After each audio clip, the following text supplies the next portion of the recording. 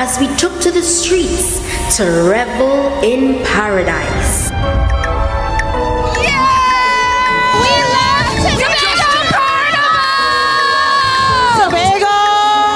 Such a nice place! Tobago Carnival right here. We're not leaving till we go right down. It's the greatest, it's the best, it's safe, and it's beautiful. I love Tobago, baby. Coming back next year. Hey!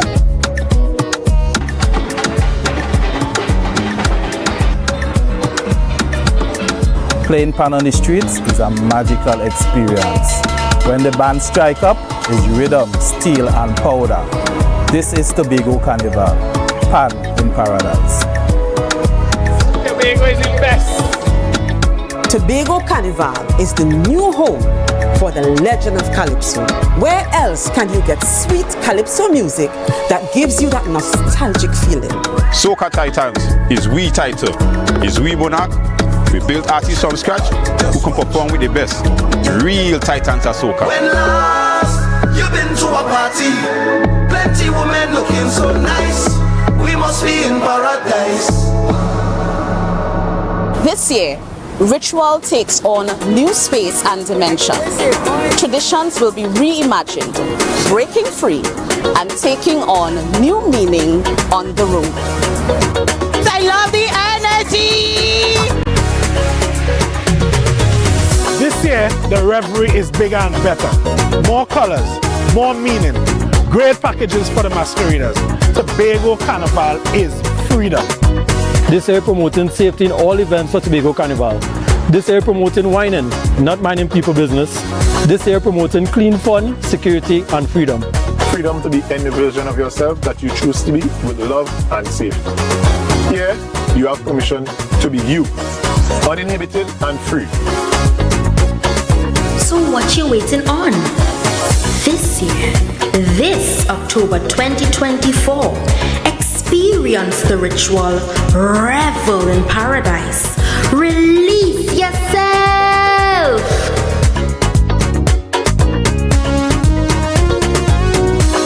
From the greatest little island on the planet, this is the Tobago Carnival 2024.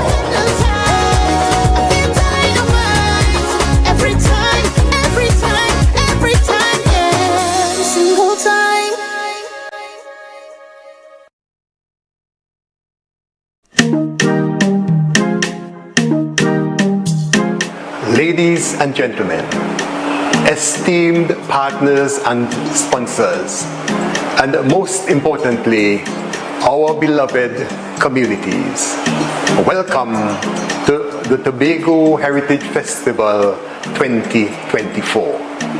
As we embark on the 37th year of this festival, our theme is We Come Back. Back to our communities, back to our villages, back to our true indigenous heritage presentations and productions. We are bringing back iconic events such as Yesterday's Children, Bell Manor Riots, and Courtship Codes.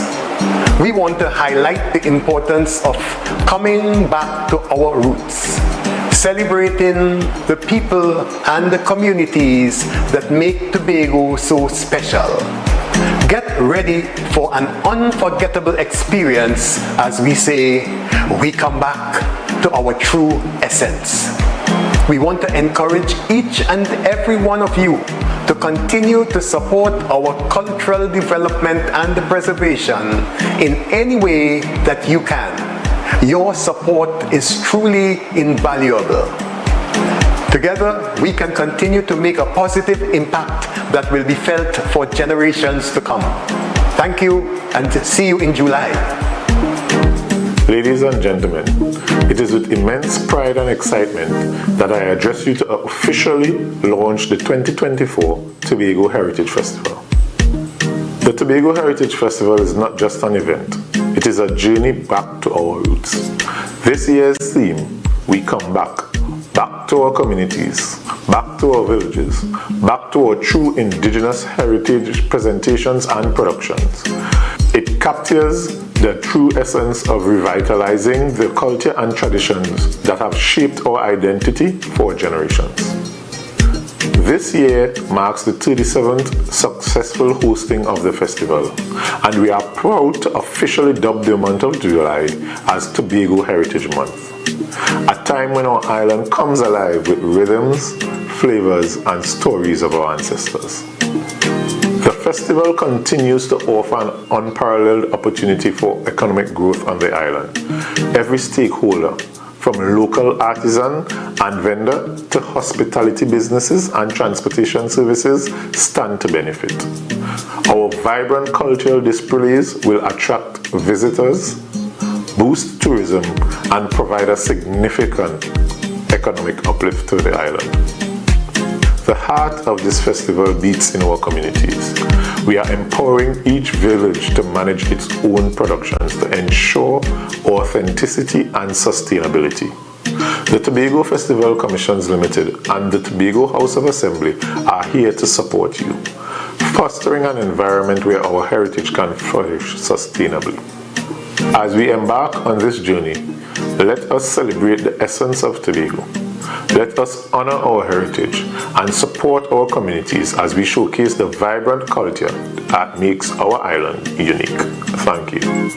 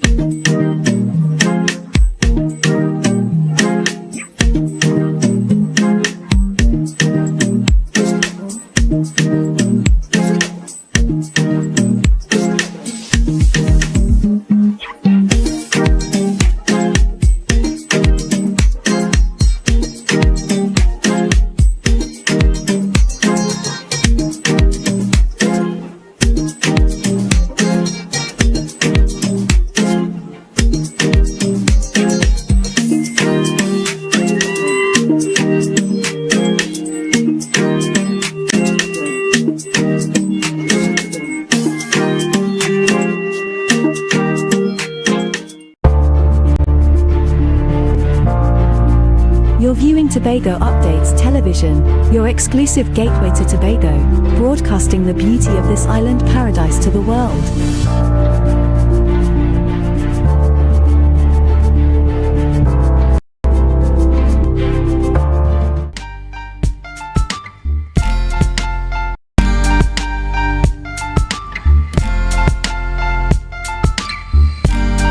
Put a smile on your face when you're moving from place to place. Good morning, good morning, morning, good morning, morning.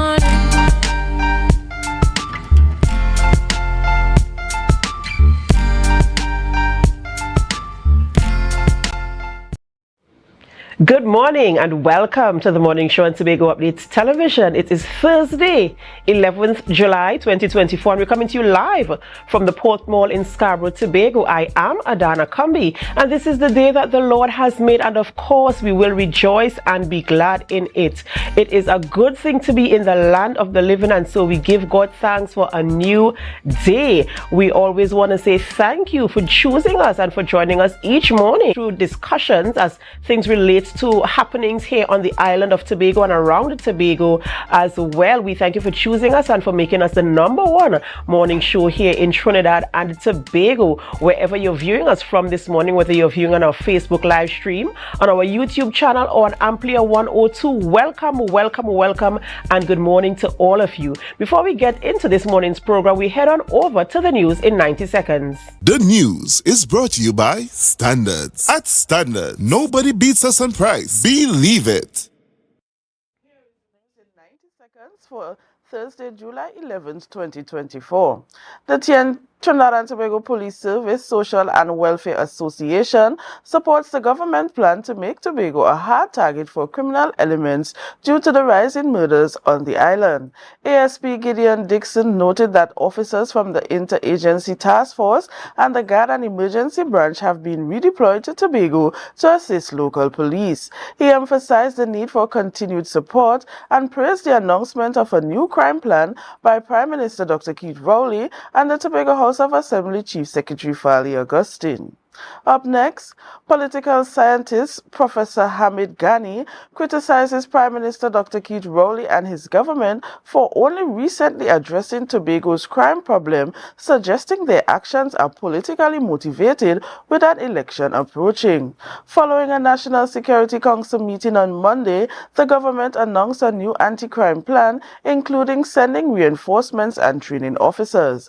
Ghani argues that the government's neglect of Tobago is evident in practices such as rerouting E99 emergency calls to Trinidad and believes Tobago should have its own police. And finally, the launch of a new digitized operational control center for water production and distribution at WASA's headquarters in St. Joseph's promises a more efficient and water supply.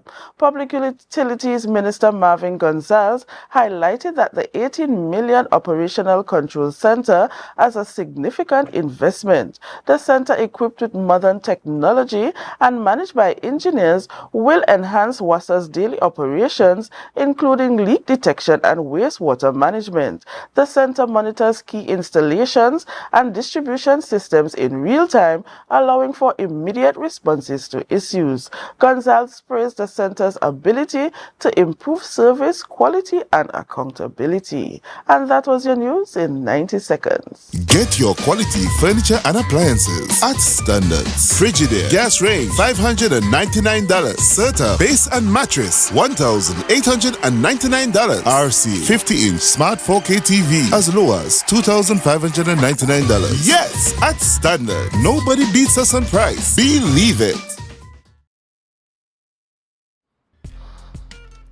Thank you, Bianna, for our news there in 90 seconds. And of course, the discussion of crime continues. Yes. And so, of course, we accept any help we can get as long as we can see the impression being made on the criminal activities, especially gun-related crimes on the island of Tobago, so we can reduce that behavior and, of course, bring Tobago back to a place where it's green, clean, and safe and serene. Yes. And we can boast about it being the greatest little island on the planet. Yes. And I also want to say congratulations, of course, to all the groups that have been sending support to the islands who have been affected by Hurricane Beryl. Yes. You know, circulated on social media. We've been seeing so many people going across there, you know, even independently on their own to see what sort of relief they can bring. And so we want to encourage people to keep bringing in their help, bringing in their resources to help the people over there.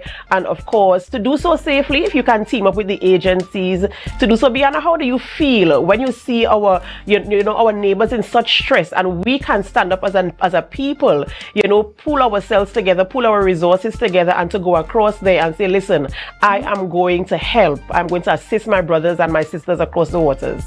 Well, based on what I was seeing, based on an interview by on social media by Harvest God, he was interviewing one of the groups that went across from Roxborough, and it was a bit touching for one of the guys. He said, as this lady, she came back to the place where she know or calls home, despite her house was destroyed. You know, she came back there, and it's like, it was so emotional for him to see that despite nothing is there, she's there still, you know, trying to salvage what she could from the passing of the Hurricane Beryl. You know, so continued support he was asking for is imperative at this time to assist our neighbors. Yes, sometimes we don't see how lucky we are, you know, we really truly are lucky, and there are people who are literally trying to put their lives back together. Yeah. So, you know, we need to continue lending the support that we can, team up with the agencies who are sending relief across. If you can go physically to help, whatever you can do, you know, make it happen, and to bring some type of relief to persons who are in stress at this time. Yes. Thank you so much, Biana. Ladies and gentlemen, it's that time of the morning when we have to say happy birthday to those who are celebrating. So we head on over to our birthday shout-outs. And on screen this morning and celebrating a birthday is Kareen Webster. Kareen Webster is celebrating a birthday today, and we want to say happy birthday to you, Kareen. We pray God's blessings upon your life, and we do hope that you enjoy this new chapter of your life. Lisa Jack is also celebrating a birthday, and Lisa, we want to wish you a very, very happy birthday. We pray God's blessings upon your life. We pray that you walk in purpose, and we pray that you enjoy all the love that comes with celebrating a birthday. Ariel Lovell is also celebrating. She is celebrating as well. She too has a birthday today, and we want to pray God's continued blessings upon your life. We pray that you find peace and joy and love, and that you create moments that are lasting. Happy birthday to you. And finally, on our birthday list for this morning, it's a happy birthday going out to Jariel Samuels from the Adventurers. They want to say happy birthday to you, and we too say happy birthday to you from the Tobago Updates television crew. We wish you the very best on your birthday today, and we pray God's blessings upon your life. And of course, we also celebrate with all of you who are having a birthday today. Even if we don't have your photos, we want to say happy birthday to you. We pray God's blessings upon your life, and we want to remind you to give God thanks for another day, another year, and another opportunity. For what man can give life unto himself? No one but God can. So remember to say thank you to our Lord and Savior Jesus Christ. All right, so you might be wondering, who are we having conversations with this morning in studio? And I can tell you this morning we start our conversations by speaking with Miss Beverly Ramsey Moore, President of Trinbago. And of course, I'm certain you might know what the conversation would be about this morning. We're speaking about the National Musical Instrument Bill being passed. Yes, and so we're going to have that conversation with her this morning. Very, very interesting conversation and engaging, I'm sure. So you'd want to stay with us for that. We also speak with Miss Alison Quinterio Constantine, a dietary technician, as well as Miss Abigail Berkeley, a dietitian, as they speak about healthy eating and active living, a walkathon. And then we round conversations up, would speak with Miss Giselle Rodney. Miss Giselle Rodney would be here as a member of the Single Mothers Fundraiser event that is taking place very soon. And so we're going to have that conversation as well. So stay with us as we go through these discussions and we bring the information to you. Remember to also place your comments on our live stream so that we know you're there, of course, for the engagement purposes. And before we go for a short break, I'm going to take a few seconds just to say good morning to those of you who view us regularly every single morning. Good morning to you, Brenda Campbell. Good morning to you, Julia Brown. Pearl Murray Beard, good morning to you as well. JSL Boris Vincent, good morning, good morning, good morning, good morning. We are so happy that you are with us this morning, and we do hope that you stay with us throughout the entire program. But before we start conversations, we have to go for a short break, and as we go, we invite you to help us share the live, share the live, share the live. We'll be right back. Coconut's Cafe, the buffet restaurant that specializes in all your tasty local dishes. For breakfast and for lunch. Breakfast includes coconut bake and sada roti, served with chokers, bull joil, and sausages in tomato sauce. Not forgetting beef and cheese pies, shepherd's pie, macaroni pie, and rice in various styles. Meat served in a variety of flavors, garden salads, and pasta salads. All this accompanied by fruit juices, coconut water, your choice of a great combination to appease your taste buds. So call us today to order, as we are here to accommodate your busy schedules or if you are having a cooking day off.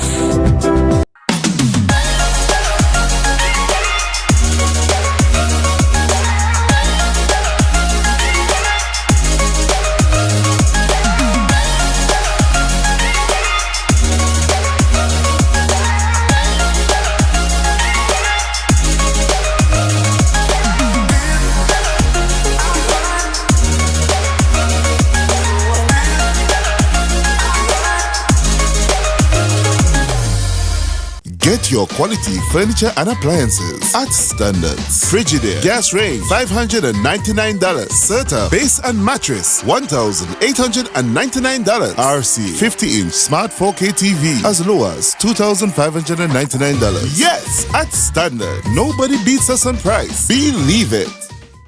Tobago Glass Supplies has been a leading name for over 37 years in the glass and aluminum market in Tobago. We provide an extensive range of high-quality, innovative aluminum and glass products for commercial and residential use. Competitive prices with superior and professional services by committed employees who are guided by rigid quality standards. Tobago Glass Supplies specializes in the manufacture and installation of glass and aluminum products that are essential to today's homeowners and the business environment. We are engaged in marketing, sales, and installation of a variety of products. These ranges from windows and doors to necessities such as mirrors for homes and vehicles, designed and manufactured in-house or imported.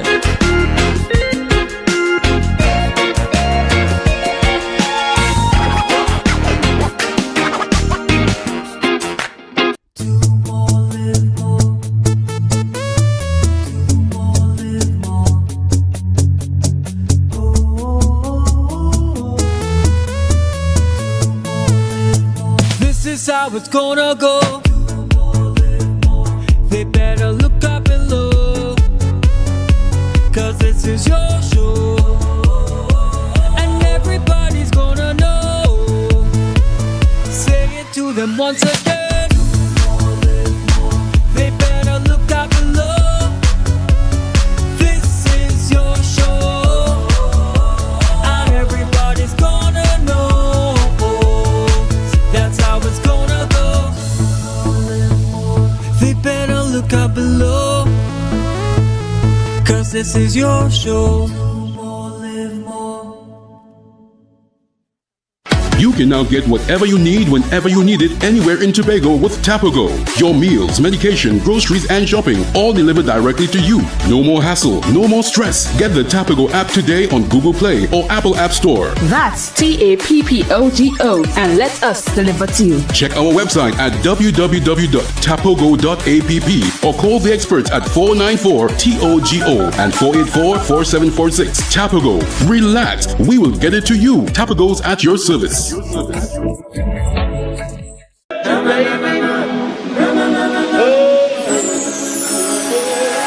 can't live without you, I can't be without you for too long. 'Cause when I'm around you, I feel like the heavens just come down. I feel it in my soul every time we on the road, it's a miracle.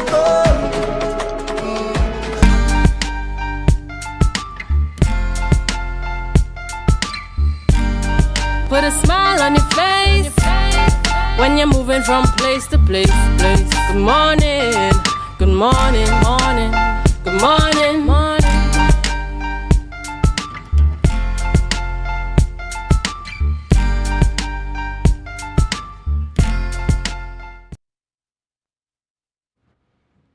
Welcome back to the morning show on Tobago Updates Television, and thank you for staying with us. We begin conversations this morning in studio. We're taking it a little bit on the health side. Yes, we're speaking to representatives from the TRHA. We're speaking this morning with Miss Alison Quinterio Constantine, a dietary technician, and Miss Abigail.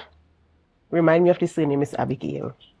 Miss Abigail Berkeley, that's it, correct. Miss Abigail Berkeley, who is also a dietitian representing the TRHA this morning, and we're speaking about a healthy eating, active living walkathon, as well as a camp that is ongoing this morning. Good morning and welcome. Good morning. Good morning to Tobago. Right, and of course, you know, healthy eating is a discussion that should be ongoing, because if we look at trends, we see where people are getting a little bit too comfy with the fast food type of eating and the inactivity in their lives. And so, of course, it becomes a threat to their health. And so now we're talking about this walkathon, and we're talking about a health camp. So we want to know the importance of focusing or living a life that leans towards healthy eating and an active lifestyle. What are the benefits, and why is it important for us to engage in that type of lifestyle? As we know, there are many non-communicable diseases that plague our society, both Trinidad and Tobago and regionally and in the world. We're talking about things like diabetes, hypertension, high cholesterol level, and these kind of diseases. And I'm sure that we will all know someone, whether in our family or so, that may have one of these conditions. It's worthy to know that 60% of the deaths that occur in Trinidad and Tobago is as a result of these non-communicable diseases. So healthy eating is a big part of that, as one of the modifiable risk factors for these diseases is, of course, your diet and lifestyle practices. And we have things like smoking and your alcohol use. So at the top of the spectrum, we have healthy eating being very important. And sometimes it can be challenging, or at least people will use the excuse that because we live such fast-paced lives, it's easy for you to grab something on the go. And what we have on the go really isn't healthy foods. We have all the fast food outlets, and you grab something quick, and you just don't know what they put in it. And of course, it is not healthy. And so people will make the excuse, well, I'm busy. How can you? I know it's very important, but how can you prevent having to eat on the go, to rush, to grab something on the go? How do you concentrate on having a lifestyle that is focused on healthy living? So we look at preparation. At the top of it, we speak about preparation. If we prep before, then it's easy, we're not coming home to say, oh gosh, I have to go and season this meat. Oh gosh, I have to this. But if we have stuff prepared, it's quite easy just to quickly whip up something in the kitchen. We could advance prepare meals. So for instance, if you are busy and maybe you have Sunday or a day in the week at home, we often encourage persons to prepare 3 or 4 different dishes so that you can always interchange in the week and you still maintain that healthy diet. Most of the times, because it's important what we do most of the times, so that we are able yet to still have that healthy diet and those healthy foods that will be able to sustain us and of course keep us in good health. And so I know you have the health camp going on now. So tell us a little bit about the idea behind the health camp, the camp that is ongoing, and the target audience. Who are you receiving there, and the type of activities that they are engaging at the camp? All right. So the camp is the Healthy Eating Active Living Children's Camp. This is one of the health promotion initiatives of the TRHA focused on our youth population. We know that, and research tells us that children who adopt healthy lifestyles from small, as they grow, they maintain these habits. One research shows that children who are obese, as they grow into obese adults. So we are trying, and the TRHA has invested in this program to ensure that we have children and a society that grows to be a healthier and more productive society. It's noted to work that this program is in its 19th year. And we were the first in the region and in the country to have such a program. So it's quite noteworthy that we have sustained such a program for 19 years. The program started in 2005 under the Obesity Awareness Program.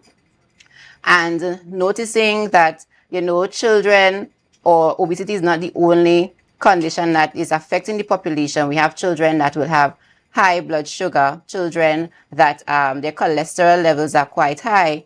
The name was changed to the Healthy Eating Active Living Camp to encompass all these areas, right? We focus on children 6 to 16 years, although this year we would have narrowed the age group just a bit to ages 6 to 14 years. There are 2 camps. So the first camp takes place from the 8th of July to the 19th of July here at Scarborough, in the Scarborough district. And the second camp is in the Roxborough district from the 15th to the 19th of July. The aim of the camp, again, is to raise awareness and, of course, as a preventative methods for these lifestyle diseases. All right. And what has been the turnout in terms of the response for the camp? You said it's been running for 19 years. And of course, it's very, it takes a lot to sustain something for that length of time, whether it's a friendship, a relationship, a project, whatever it is. 19 years is a long time to sustain one thing. So what has the response been in terms of people sending their children out? Even if you have repeat campers coming out each year, or, what has it been like? Have you been seeing any type of change in behavior, change in eating patterns, or even activity among the children from primarily the repeat campers? So generally, yes, we have seen positive impacts. One thing is it's good to note that this program is a spin-off or an extension of our school health program. And so the camp is quite overprescribed, if we say. We often have great response. Parents also will tell us, that the children sustain the behavior at least for 6 months after the camp. And of course, a big part of the camp is the health assessment, where we do children's blood pressure, their cholesterol, their blood sugar, weights and height, so the anthropometric assessment. And from this information, what we do, children who would have had high or borderline readings, we often will refer them to different services and keep them in our clinics so that we are able to monitor them and of course do extensive work with them and their families. Because I will tell you that sometimes the children's cholesterol is high, and then when we say, okay, well, mommy, do your cholesterol, and mommy cholesterol is high, so we are able to catch the family at that point in time. So as I said, we do have that support. And one of the reasons why the camp is in the first 2 weeks of the holidays, because we are aiming to have that good start to the holidays. Because we know with the holidays, there's often, if we say mindless eating, where children will snack a lot. Even us as adults, if we home on holidays, we tend to, the types of choices we make are not the best. So the camp is in the first 2 weeks, so we are able to guide the persons into that healthy start for the holidays. I know you said you do an assessment of the children in terms of checking the sugar levels, the cholesterol levels. This is before the camp. Is it that you do it after as well to see if there's any changes, whether it's upward or downward? Do you do a continuous assessment of them for a duration of a period? So yes, so as I said, we do an assessment of them. We do one after, so it's in the beginning of the camp. Registration the first week before the camp starts, and after the camp, mostly the children who are found to be elevated or will have high readings, we do follow them up extensively within the health services. Because one thing, some children are referred from clinics, say the pediatrician clinics, and those kinds of things. So we are able, even so, if they are not in the clinics, we are able to refer them to those clinics where they will get that further assistance. Oh, that is absolutely amazing. And I'm wondering now if this is something that can be done on a consistent basis, not just for the period of the camp, but if there's some way that there can be some type of caravan that would encourage the healthy living, the healthy eating lifestyle, and the activity, mobility, the activity, because our young children, they sit behind a tablet or device from the moment they come from school until it's time for bed. They sit behind a device. Unless they're involved in some type of after-school activity, whether they're in a football club or something, you would see them behind a device. I'm hoping that, we could have an extension of this type of program from the TRHA to encourage our young children and our parents as well, because they are the ones who are responsible for the children, to get them actively involved in activities and the importance of healthy living. I know, as I mentioned earlier, it's just easy to give them a shiny pack snack, as we call it, but to be more intentional in terms of how they do things. So I'm looking forward to seeing what is going to happen there, and I want to wish you all the best and encourage parents to really pay attention to what we consume and what we give our children to consume, because we're talking about obesity, we're talking about all types of things, high cholesterol, high sugar, and these things can lead to something more serious down the road. So let's pay attention to this, and I want to say congratulations to you, and I really am supporting this initiative. And now we're talking about a walkathon that is coming up as well, with the same type of idea, the same type of importance and sentiment behind it, because it is very, very important and crucial. So tell us about the walkathon, when it's going to happen, and what are your hopeful outcomes from the walkathon? Okay, so the walkathon takes place the first Saturday of the 2 weeks of the camp. It's part of the camp's activities. So we want the children, not only the children, but their families, their friends, people to come out and support them, right? Remember, as you said before, it's children. They can't do it on their own. They have to do it with support. The family is the one who has to, encourage and support them in making the healthy choices. So we come out on the Saturday morning. We start at Tambourine Car Park at 6 a.m. We register.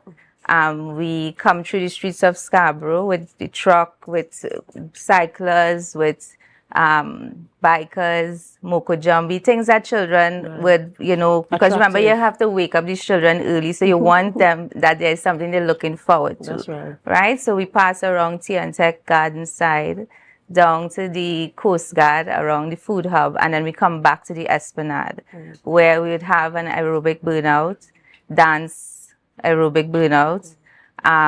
They have bouncy castle, face painting, characters for the children. We even have massages that we offer. We offer screening for the participants, so you could get your cholesterol, your blood sugar, blood pressure done at that time. And is in situations like this, sometimes the parents or people who come discover that they have an issue that they would not have known before. So there are a lot of interesting and attractive prizes to be won. So like the child who brings out the biggest support could get a prize.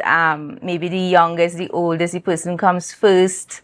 There are a lot of prizes, attractive prizes to be won. And it promises to be an enjoyable morning. So, you know, a family, they say that a family that prays together stays together. A family that exercises together would be healthy together. So once we do things as a family, we tend to be stronger in what we fighting for. That's right. And you know, I want to applaud this cause because, you know, usually when you have a walkathon, you walk from one point to the next, and then maybe there might be a breakfast sale, and then that's it. But you're including so many things into this walkathon as attractions, not just for the children, but also for the parents. They can come as well and participate in the health fair. I'll call it a health fair if I can, you know, so they can get their readings there as well. How long would you be set up at the Esplanade after they arrive, the walkathon arrives? How long would you be there doing the testings and stuff? So it may be about 11, you know, so things will wind down. And by 11, you know, because it's from 6. Yes, that's right. Yeah, so some people may not go the whole distance, but if you decide to drop off halfway, these things will be taking place at the time. So, you know, and it will be, it usually is a lot of people. I would expect so. You know, if you want to take advantage of certain things, you know, you might want to beat the rush and all of that. But I think by 11, we should, you know, those things should be. And is it the first time you're having the walkathon engaging the members from the camp, or is it something that you always... It's always, that's part of, so we have 2 weeks, Monday to Friday, but the first week is Monday to Saturday. Right. Right? So it's part of the camp. It's, you know, we expect that the children will come out with their parents, because this is an opportunity for the parents to now come.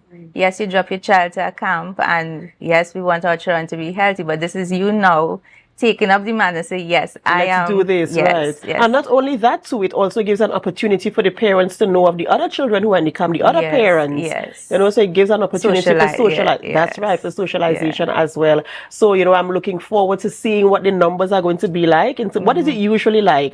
Do people come out to the walkathon? Yes, they do. They do. It's really one of the biggest walkathons. And I would hope that we would see you there with your numbers, with your posse. Watch your pictures. You see the large crowds. Right.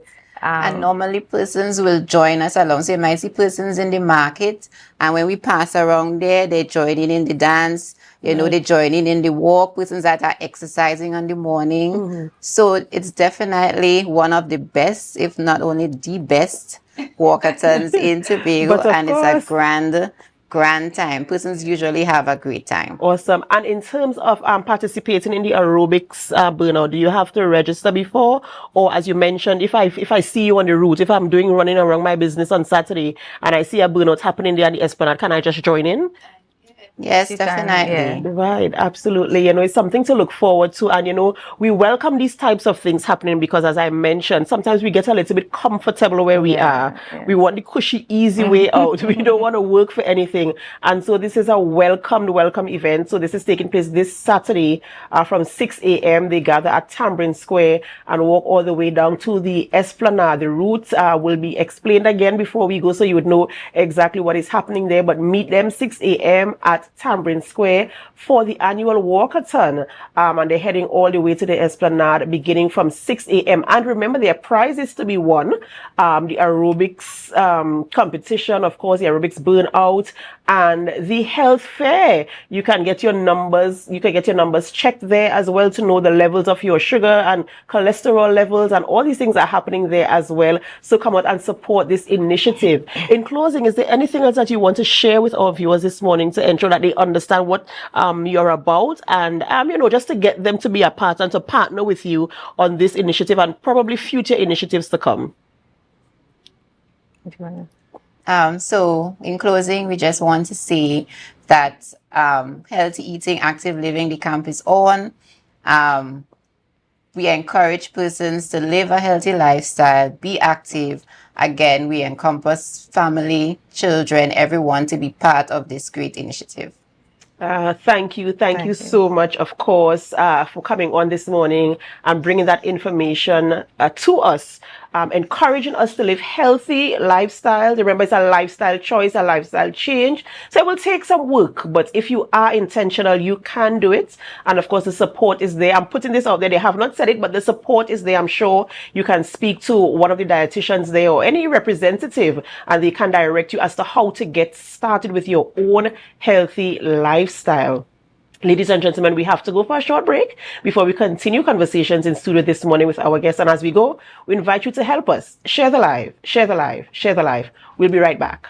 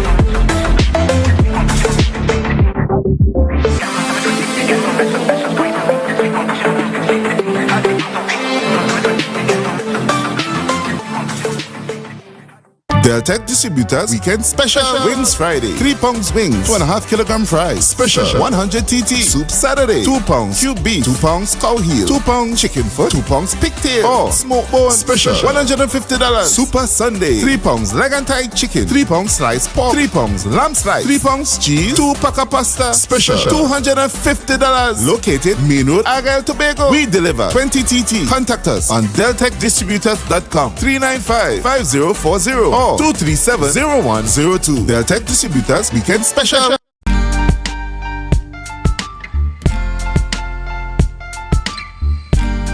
Put a smile on your face when you're moving from place to place. Good morning, good morning, morning, good morning, morning.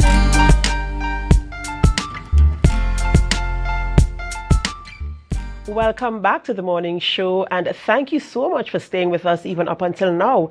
We continue conversations this morning, and we head on into a wonderful conversation as we speak with Mrs. Beverly Ramsey Moore, President of Pan Trinbago. As you might be aware that recently the National Musical Instruments Bill has been passed, making the steel pan the national instrument of Trinidad and Tobago, and no better person to have this conversation with this morning than with Beverly Ramsey Moore. Good morning and welcome. Good morning to you, Adana. Good morning, Tobago. Right.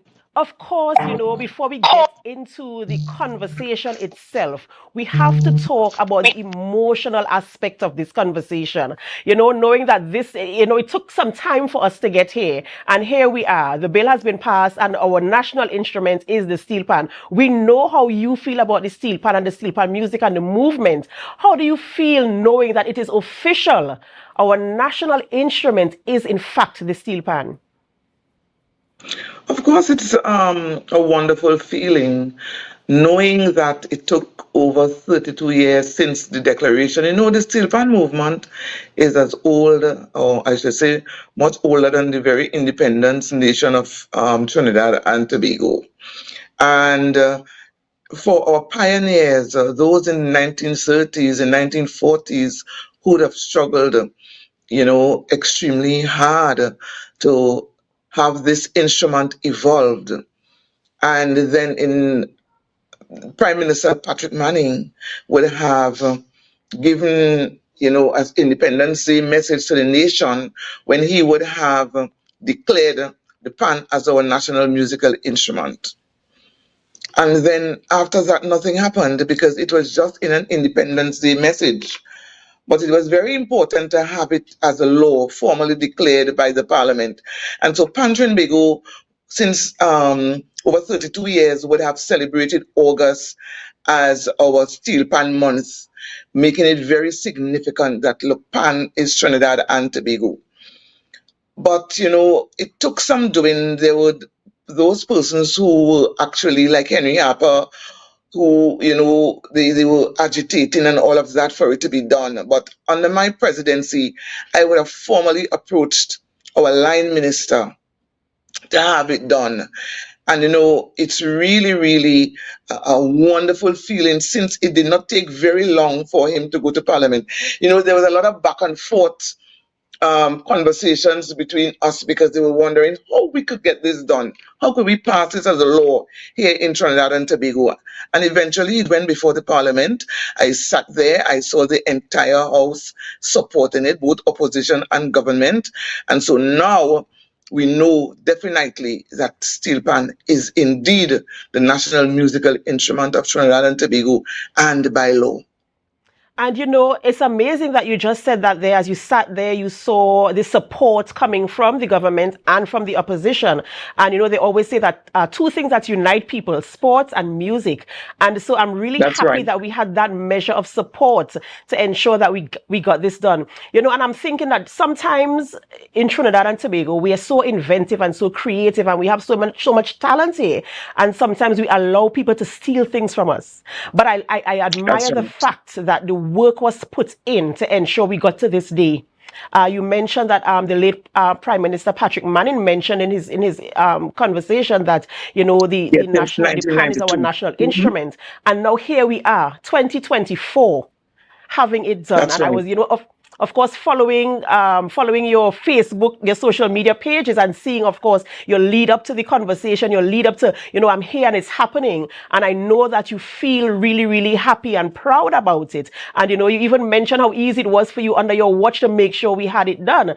And, I want to say congratulations to all the persons who worked on the back end, because sometimes we don't even know what's happening. There are a lot of people who work on the back end to get things done. So I want you to just walk us through. I mean, you mentioned some of the names, some of the struggles that you endure, not you personally, but in terms of the movement of the pan to get to here, because 32 years you're talking about to get it to this. What were some of the keepbacks, the delays, the challenges that arose that you had to overcome to get to this place?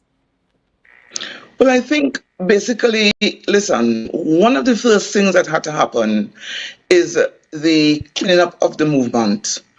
Pan Trinbago is a great organization, but we had some challenges.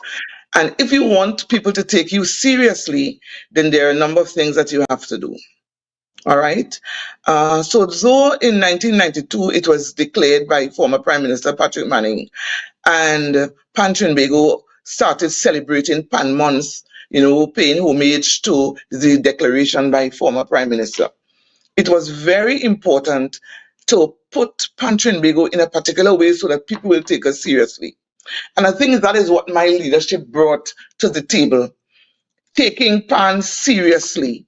So one, we had to ensure that we cleaned up our image, rebrand the image. And what we saw happening is that government and corporate Trinidad and Tobago trust us a little bit more. And because of that, it was easy to talk to government and also to corporate. And everywhere you go in Trinidad and Tobago, people will tell you, Mr. Ramsey, we are so proud of the work that you and your team is doing. So we won over the confidence of our line ministry and staff. So it was very easy for us to talk to our minister. And he was so enthused about moving forward with taking this bill to Parliament. And then you saw the executive champions coming on board. You saw our very president of Trinidad and Tobago in her inaugural speech, talking about making Pan the national musical instrument. And then you saw in the Senate, Senator Suniti Maraj also presenting a motion or a bill to also make Pan the national musical instrument. So there are a number of executive voices lent to the struggle. And so back and forth, working with the ministry and sending draft bills to Pan Trinbago for comment, we looking to our lawyer, Mr. Martin Daly, he giving his comment. And so the various steps. And to me, that was most significant. And as long as you do your work well and have people trust in you, you see that trust? The Pan Trinbago of yesterday is no more. And so because of this new Pan Trinbago, this new image, one where we talk prosperity in Pan, one where we have clean audits, one where people can now trust you to give you money to spend, I think that is what would have done it for us, taking us seriously under my leadership. And then therefore, even after the debate was finished in the lower house, and the government ministers and everybody, inviting us to come down on the floor and taking picture with us. And that was really, really a moment in time for me as a leader and for my entire team. Trinidad and Tobago must be or should be extremely proud of the achievement. It is definitely going to lift the profile. First, we're starting with our steel bands. Knowing that this is definitely our national musical instrument by law. Now, sometimes you go to the panyard and sometimes you talk to your young players. Listen, this pan that you're playing, don't just take it simple. It is not an dustbin again. It is not an old drum again. This is a very expensive instrument. And now you know that it's a national symbol. Something that is close to your heart, something that is going to give you that pride and that joy. Hey, we need to treat it better. We need better facilities. Now that it's a national symbol, by law, then the work and the different levels of discussion will begin. Firstly, we need to have proper facilities for the national symbol. I always feel that government should my next question, which was I was about to say, of course, as you mentioned, it's a moment for us to be really, really proud here in Trinidad and Tobago, and I am proud as well, and I was going to ask, well, what is next? Now that we have, as you mentioned, we have this in law, we have a legal binding document to say this is our national instrument. What next? And you started to say, of course, we cannot treat it as if it's something trivial. It has a value now. We've put a value to it. So where do we go from here? How do we improve the quality of the instrument itself, the quality of what the steel panel represents, and how do we wear it on an international stage to make claim to it as belonging to Trinidad and Tobago? Very well. So I started from the very beginning, from the foundation, which is our steel bands. Now that your profile has lifted, you have national symbols in your paniard, then we need to ensure that that safe and sacred space is developed. I have been saying I think government should put a pause on building community centers and really upgrade paniards to a certain standard. A paniard is being used for the entire day. Late in the night, more people visit a paniard than visit a community center, and we must see that too as a multi-purpose center because we capture young minds in there. It is also intergenerational, so we have not only the players but the entire family participating in all that happens there. So we need to upgrade these spaces and put them to a level that anybody coming from anywhere in the world can feel proud to share those spaces with us. One, two, the mindset of our very persons who operate, our leaders. So here is where the empowerment and training begins. How we structure our organization to ensure that they too clean up their image because you have this safe and sacred space with a national emblem, a national symbol, one of pride, one of joy. Then we need to change the mindset of all our leaders, all our players to ensure that we too take off just as your main organization, Pantry and Bigo, is doing. Recently, I had conversation with persons from the Ministry of Foreign and CARICOM Affairs because we feel that every mission should have at least an ANSAM in their space so that even when we go abroad to promote the instrument, to sell, to promote the instrument, we don't have to travel with bands because we already have bands there and we can do this and the bands themselves can be able to use them. So that promotion and awareness program abroad, definitely we have to take that forward. The manufacturing sector, right now we have been working on another project with the ministry, and by the 9th of August that will be unveiled, which is another significant step that will be taken here in Trinidad and Tobago about the steel pan. So it is now opened up for a number of things, a number of persons to benefit, and I see this as turning the corner and going up the mountain now with new ideas for the human capital and also for our manufacturing sector and for our external relations arm in Pantry and Bigo because that has been a bit quiet, and now we have to focus on the restructuring, putting in the investment in terms of working together with government and our bands and all our main players, our ambassadors on the outside to get this instrument further. Now, what I love most about this bill is Clause 4. Clause 4 speaks about the minister going before the parliament every 2 years to report on what was done for PAN in the region and in the outer world. And so because that minister must report every 2 years, then there must be a new strategic plan as to how we go forward, because you must report, you can't go in the parliament and not report on anything. So I see that clause 4 giving us much more, teeth to move forward in terms of the things that we intend to do, not only here in Trinidad and Tobago, but in the region and in the international world. So we really, really look forward to that. I think it's a really, really wonderful opportunity and a great time for us here in the steel pan movement. So much there that had me smiling on the back end here while I was listening to you. And we're going to take a short break and come back because there's so much more I want to ask you about this and to continue this conversation. So viewers, you're going to go for a short break. And in the meantime, we invite you to help us share the live, share the live, share the live. We'll be right back.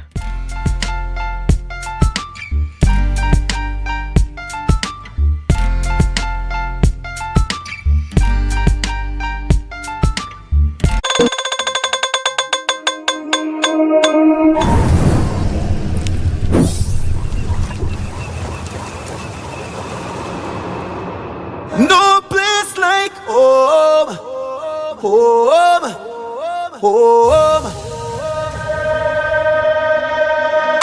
Oh, I love Tobago, baby. When we outside, it's an ocean of love. All that we align to the stars up above. Let we dance now. Take a chance now with me. And we go jump till morning. Look, the moon gone sleeping. Tell them we not leaving. Till the last drop of a canal is madness in the capital. So I feel like I'm running tongue again. Jump and shake the ground again. Wave with all my friends and them. No place like home.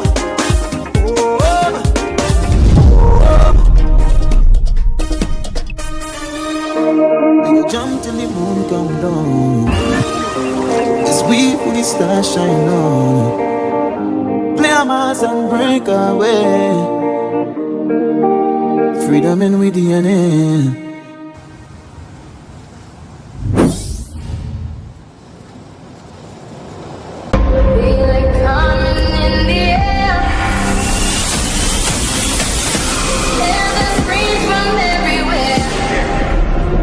Only thing that's on my mind is who's gonna run this town tonight. It's a different type of thing down there. Man, we party till we drop down there. With a lot of pretty girls down there. Down in Tobago.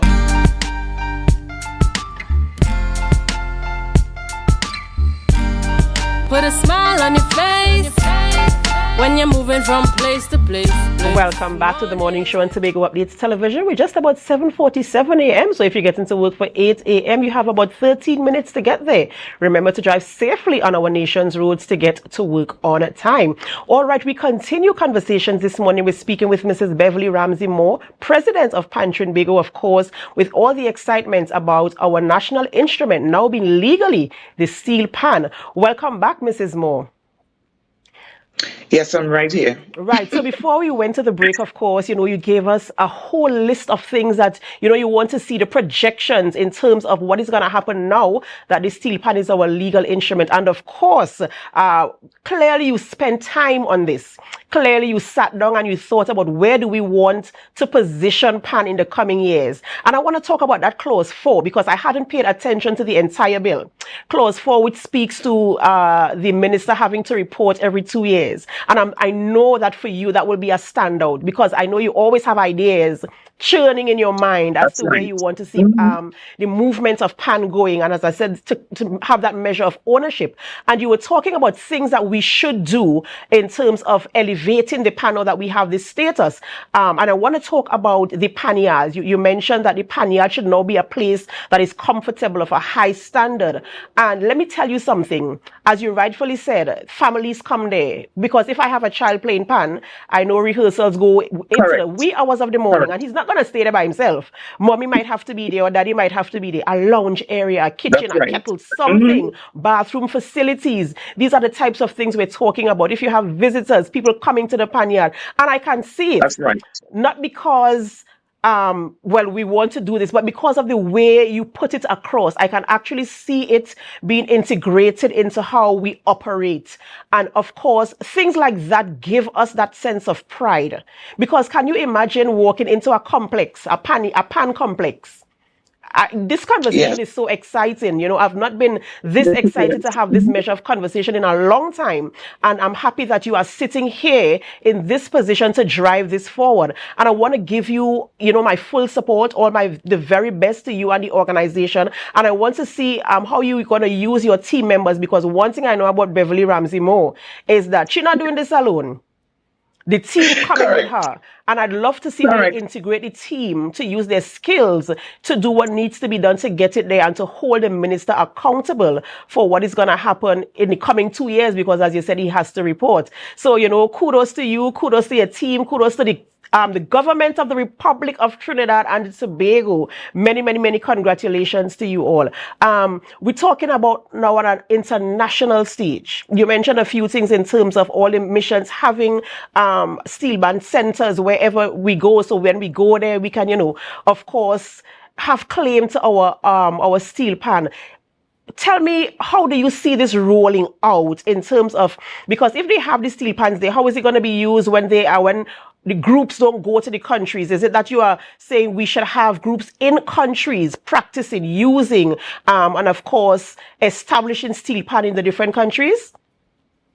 All right, so these missions have cultural attaches, and I don't think that we have established that relationship with these cultural attaches, and that is what we are definitely going to work on. When we celebrated or when we went to the United Nations, where our line minister would have moved a resolution to have the World Steel Pan Day on the 11th of August. I mean, I was there sitting in the United Nations when all of that was happening. And we had entertainment in the afternoon, but we did not take a band up from Trinidad and Tobago to do that. We engaged bands from New York. Now, one of the things that we're going to do, and we are going to go at it very hard, is to have all those steel band associations affiliated to Pan Trinbago. Now, I don't know why that did not before, but it is very important to build the relationship, have those partnerships, establish ways in how we can provide that support to all those organizations. Because I mean, Trinidad and Tobago is the Mecca. Pan Trinbago is the world governing body of the steel pan. But outside of just saying we are the world governing body of steel pan, there is no framework in which we operate as the world governing body of steel pan outside of Trinidad and Tobago. So that is something that we are working on to establish. We ourselves will have our cultural or steel pan ambassadors in those countries who will do the work for us. So that is one of the things that we hope to establish before the end of the year. All right. And so as we continue to do that, strengthen the relationships, talk with those universities abroad that have a lot of steel pan programs happening and all of that.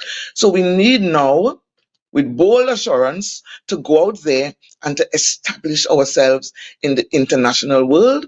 And trust me, the new vibe and the new energy that is now on stage here with us, I think looking forward 2025 and beyond will definitely be a very, very positive year for us.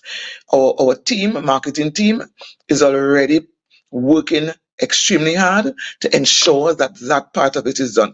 Because, for example, we provide support even to the regions. I just came back from St. Lucia, where we provide judges, we provide trophies, we provide guidance in terms of how to operate your panorama. We also worked with St. Vincent, even though they had a hurricane, but they still brought up their panorama. On Sunday, we provide technical support to them.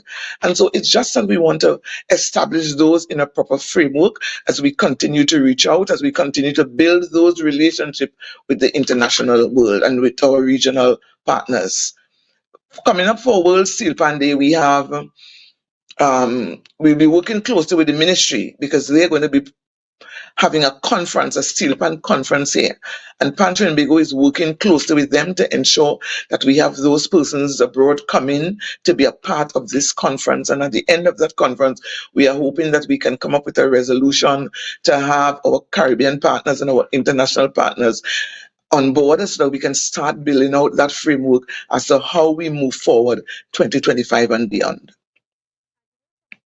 Love to see as well for Pan. I'm hoping that maybe you can take it on board. The public education in terms of alerting our citizens of the importance and what this means for us now that the steel pan is our national instrument, so that they too can treat it with that measure of pride and attach that value to it. More than that, also to go into our schools, make it a part of the curriculum somehow, whether formally or informally, so that we can, all be associated and affiliated with the fact this is ours, because we see it, as you mentioned, on international stages. We see so many people making claim to it, but the thing about it, because it is ours, and we see people of different cultures, different races, different countries playing the pan, it brings a new level of pride to us. So I really want to see the public education roll out on a national scale to ensure that we understand what has taken place and what this now means for us. I love that, Adana. I really, really, because listen to me. You mean you're going to school from ever since, the question, what is the national musical instrument? You write the steel pan, and that was it, full stop, Even the players who come into play, some of them in the Pania, they come in to play for Panorama, and we come in to play because we know at the end of the Panorama, we getting how much money or rungs and we're checking the money. But in terms of the instrument, we always have to tell them, listen, that is yours, love it, kiss up your pan. A steel pan, listen, if you want a really great tenor pan, trust me, it's about $8,000 you're paying for that. When you think about the amount of instruments that we have in a pan yard, listen, it's over $1 million in terms of the instrument, the value, the contribution that we as leaders make free of charge. When you put all of that value together, listen, it's a lot of money. And people don't really see that. We do a lot. And so that information and that awareness locally, definitely, people must. So now that it's a national symbol, it gives us as leaders and trainers much more information and much more weight that, hey, you need to take care of this. It is yours. Know that it was born out of struggle and resilience, knowing where it came from, as we say, behind the bridge with the outcasts of society. The history in itself, listen to me, Pan is spirit, Pan is life. That circle of love. There is so much that you can use about what happens in a panyard. Even the social skills, life skills, the training, the discipline, panyard management. Listen, it's a lot. It's a lot. So now, with all hands on deck, I think we can do a lot for this country, using PAN as a vehicle for social transformation, bringing in foreign exchange, all poverty reduction, crime reduction. There is so much that we can do, and I really, really look forward to having all hands on deck, not just Pantry and Bigo alone. You too, Adana, using your medium. I don't know how much steel pan music you all play, but using your medium, and let's go with it. We have it now. We have clean leaders. We have clean leadership. The entire movement. We're going to see that transformation process, and we will make Trinidad and Tobago proud. Trust me. Of course, certainly and absolutely. And of course, with you at the helm, we look forward to great things coming from the Steel Pan fraternity here in Trinidad and Tobago and on the international stage. Ladies and gentlemen, we've been speaking with Mrs. Beverly Ramsey Moore, President of Pantry and Bigo, as we celebrate the declaration and by law having the Steel Pan as the national instrument of Trinidad and Tobago. All the best to you, And just Mrs. before you Moore. run off, I just want to thank all the persons who would have contributed to moving this forward. It's a great day for us, and I want to thank you so much. I love talking with you, and I really, really appreciate this interview this morning. Of course, an absolute pleasure. Thank you so much. Ladies and gentlemen, this is where we end the morning show on Tobago Updates Television, but it's not where we end our programming. We continue on with GMT. So stay with us. And as you stay with us, of course, we invite you to help us. Share the live, share the live, share the live.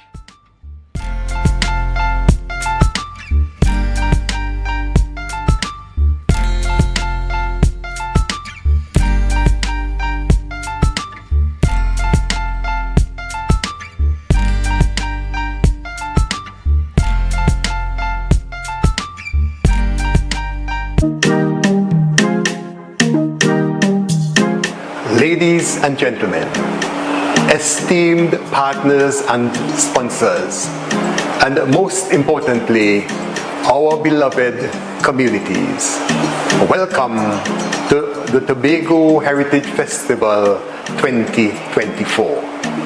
As we embark on the 37th year of this festival, our theme is We Come Back. back to our communities, back to our villages, back to our true indigenous heritage presentations and productions. We are bringing back iconic events such as Yesterday's Children, Bell Manor Rites, and courtship codes. We want to highlight the importance of coming back to our roots, celebrating the people and the communities that make Tobago so special. Get ready for an unforgettable experience as we say, we come back to our true essence. We want to encourage each and every one of you to continue to support our cultural development and preservation in any way that you can. Your support is truly invaluable. Together, we can continue to make a positive impact that will be felt for generations to come. Thank you, and see you in July. Ladies and gentlemen, it is with immense pride and excitement that I address you to officially launch the 2024 Tobago Heritage Festival. The Tobago Heritage Festival is not just an event, it is a journey back to our roots. This year's theme, we come back to our communities, back to our villages, back to our true indigenous heritage presentations and productions. It captures the true essence of revitalizing the culture and traditions that have shaped our identity for generations. This year marks the 37th successful hosting of the festival, and we are proud to officially dub the month of July as Tobago Heritage Month, a time when our island comes alive with rhythms, flavors, and stories of our ancestors. The festival continues to offer an unparalleled opportunity for economic growth on the island. Every stakeholder, from local artisan and vendor to hospitality businesses and transportation services, stand to benefit. Our vibrant cultural displays will attract visitors, boost tourism, and provide a significant economic uplift to the island. The heart of this festival beats in our communities. We are empowering each village to manage its own productions to ensure authenticity and sustainability.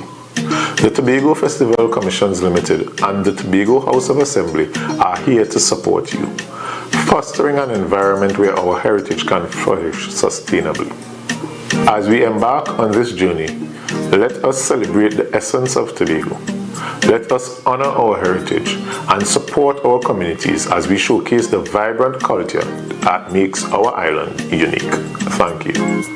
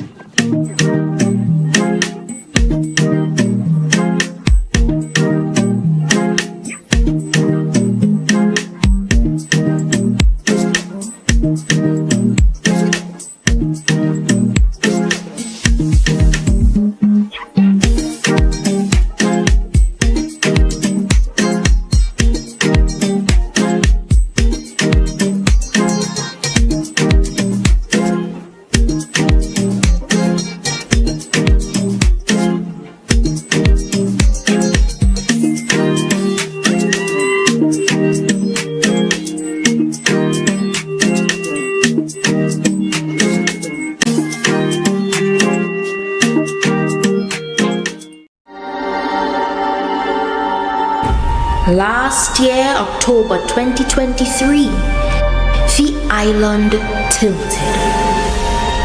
The peaceful bliss of sea, sun, and sand was transcended as we took to the streets to revel in paradise.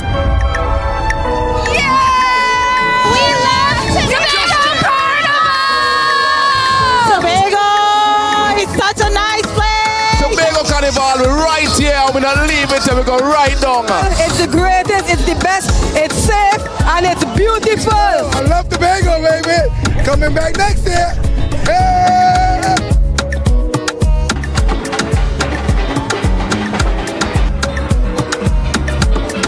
Playing pan on the streets is a magical experience. When the band strike up, is rhythm, steel, and powder. This is Tobago Carnival, Pan in Paradise. Tobago is the best. Tobago Carnival is the new home for the legend of Calypso.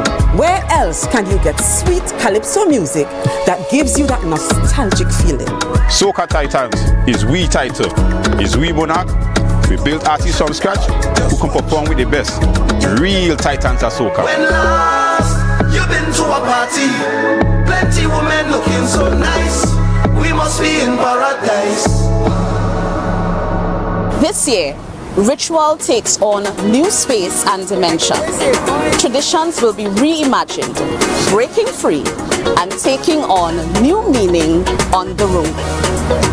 I love the energy!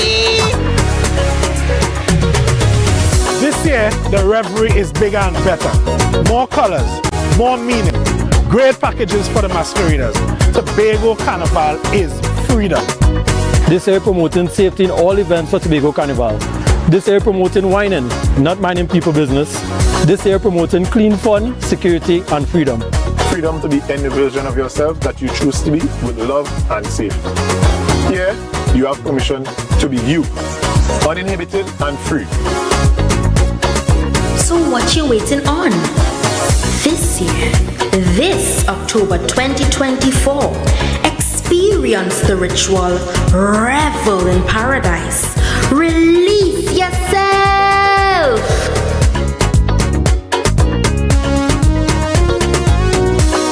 From the greatest little island on the planet, this is the Tobago Carnival 2024.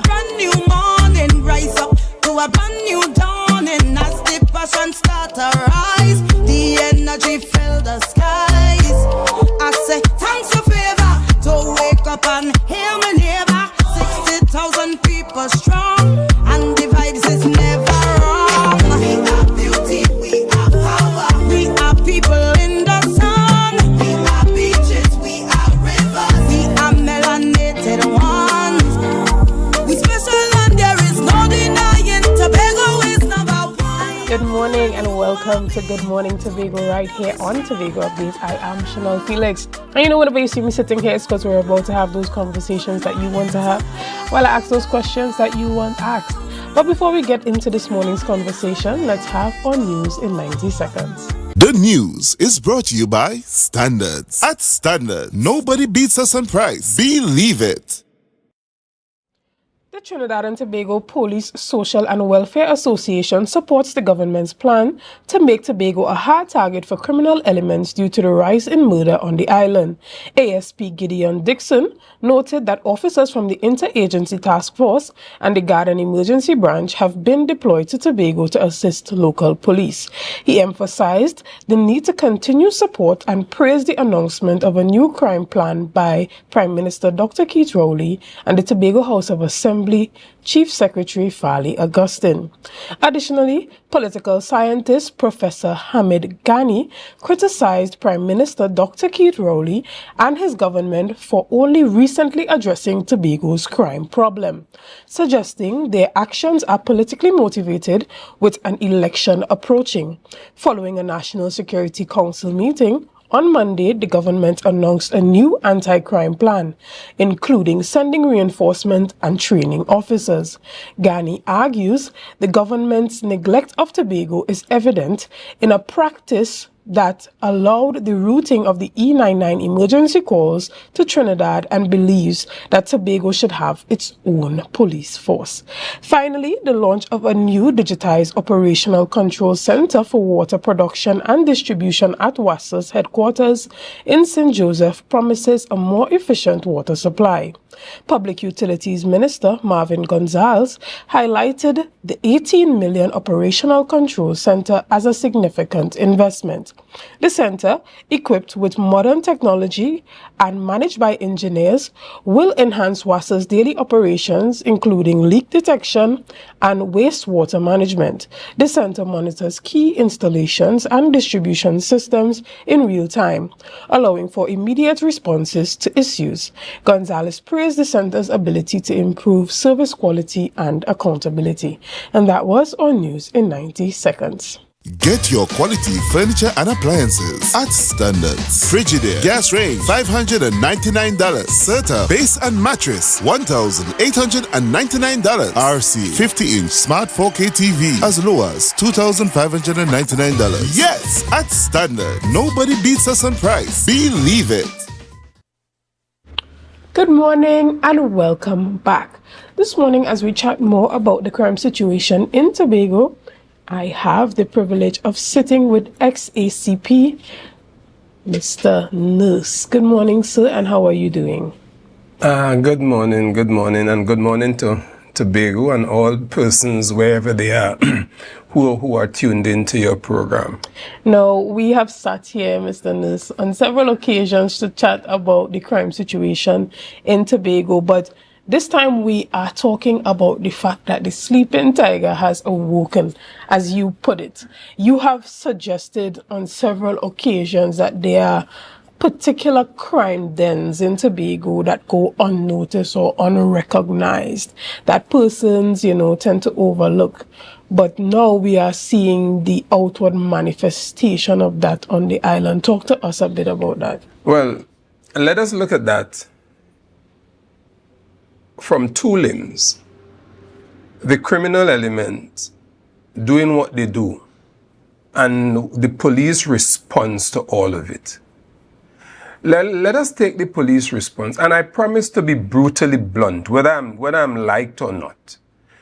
The police service in Trinidad has never evinced any intention and or desire to develop the lot of the police officer for service in Tobago. Let me repeat that, just in case you didn't hear me. The police administration in Trinidad have neglected Tobago just as the politicians in Trinidad have neglected Tobago. And in the police service, it was worse. In 2011, and I am going to read something for you, dated back to 2011, the 23rd of May. And I'm writing to the Deputy Commissioner Administration.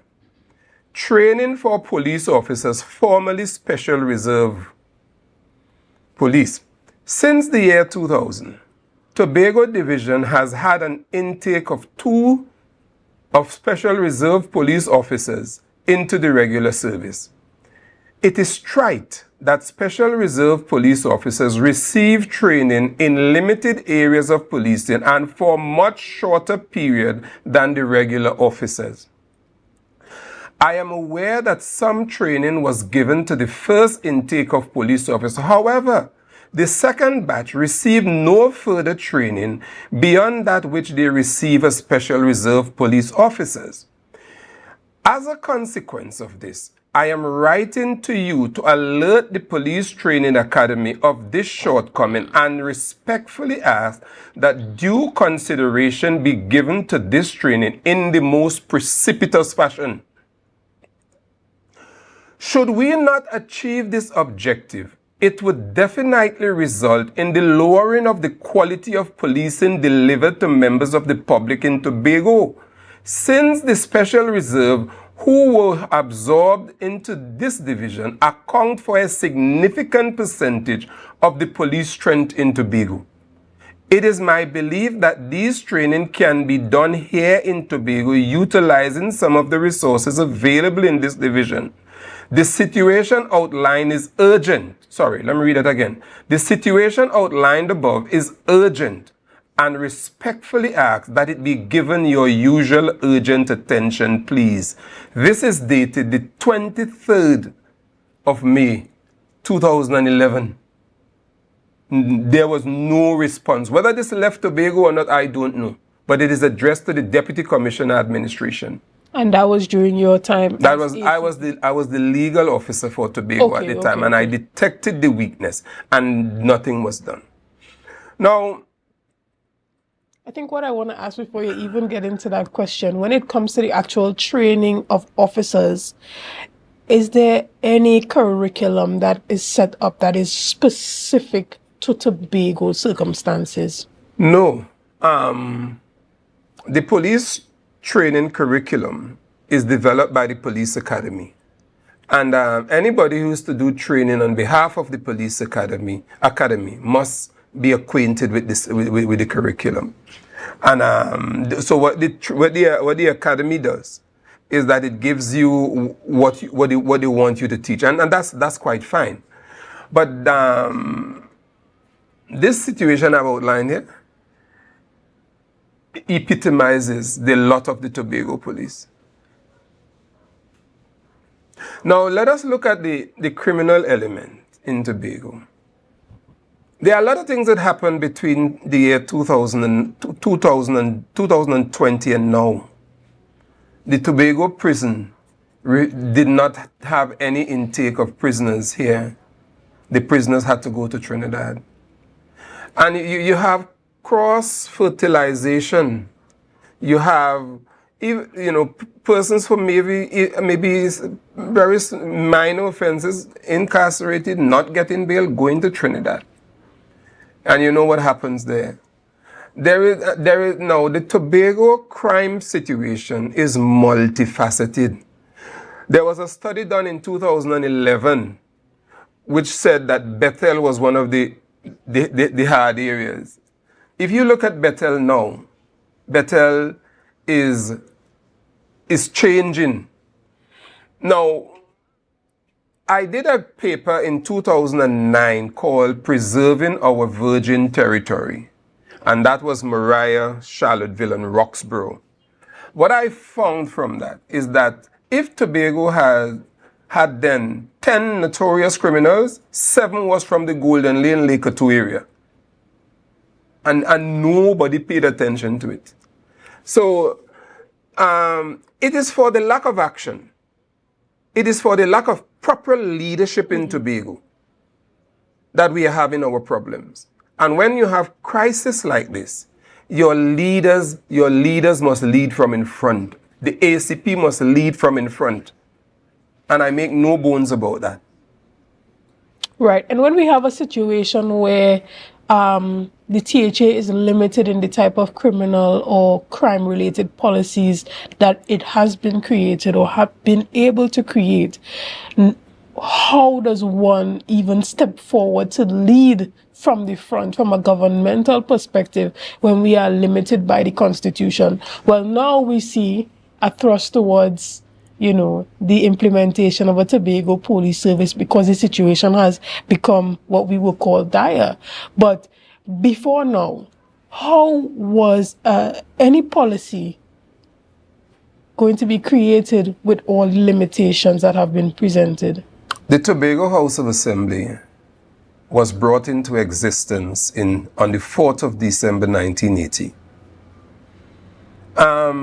There was no intention to give the Tobago House of Assembly anything relating to security. The security apparatus of the Tobago House of Assembly is the worst in any municipal corporation. Those of us who were around long enough knew that between that time, a group of police officers came from Garden Emergency Branch because they said Robinson was bringing in guns in Kings Bay. You know?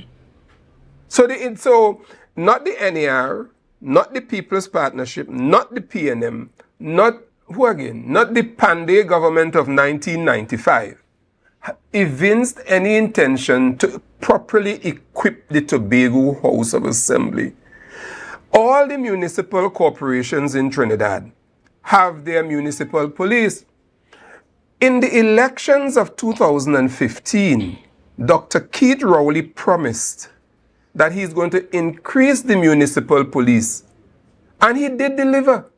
But you know something? That promise was never inclusive of Tobago because there was no way he could have done it. The legal mechanism was not in place. So Tobago never benefited. And so the Tobago House of Assembly was rendered impotent and nobody cared to change it. Wow. Now, when it comes to actually dealing with the criminal elements on the island, you said that, you know, you would have indicated early on that there were particular areas where a lot of hardened criminals were. How were police supposed to keep the territory virgin as you had suggested in your paper? Well, it required intelligence, right? It required, when I say intelligence, I mean intelligence from a security perspective. So you had to know who these people are.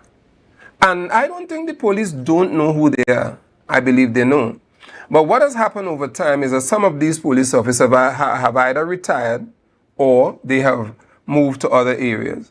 So Tobago is a very small island. I don't know if it is still 116 square miles, you know, but it is not hard to police.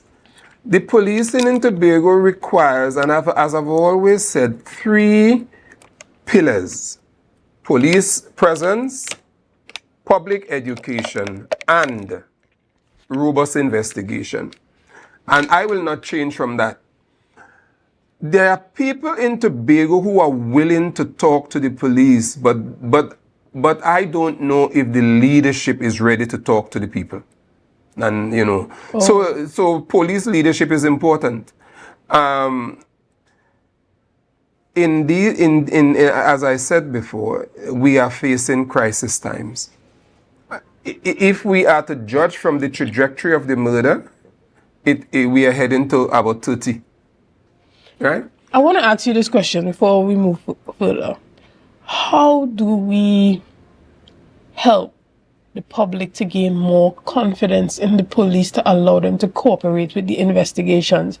Because let's just say, without saying too much, there are crime situations that occur where persons have their own personal cameras in their driveway or at the front of their homes that happen to capture criminal activity.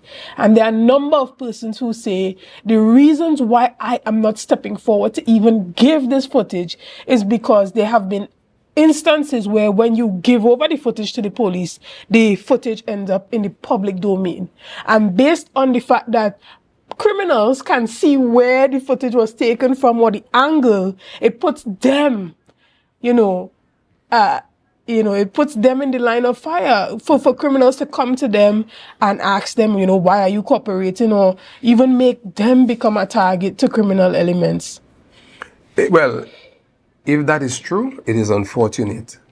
And if it is true again, then members of the public, the fear they have residing in them is well placed.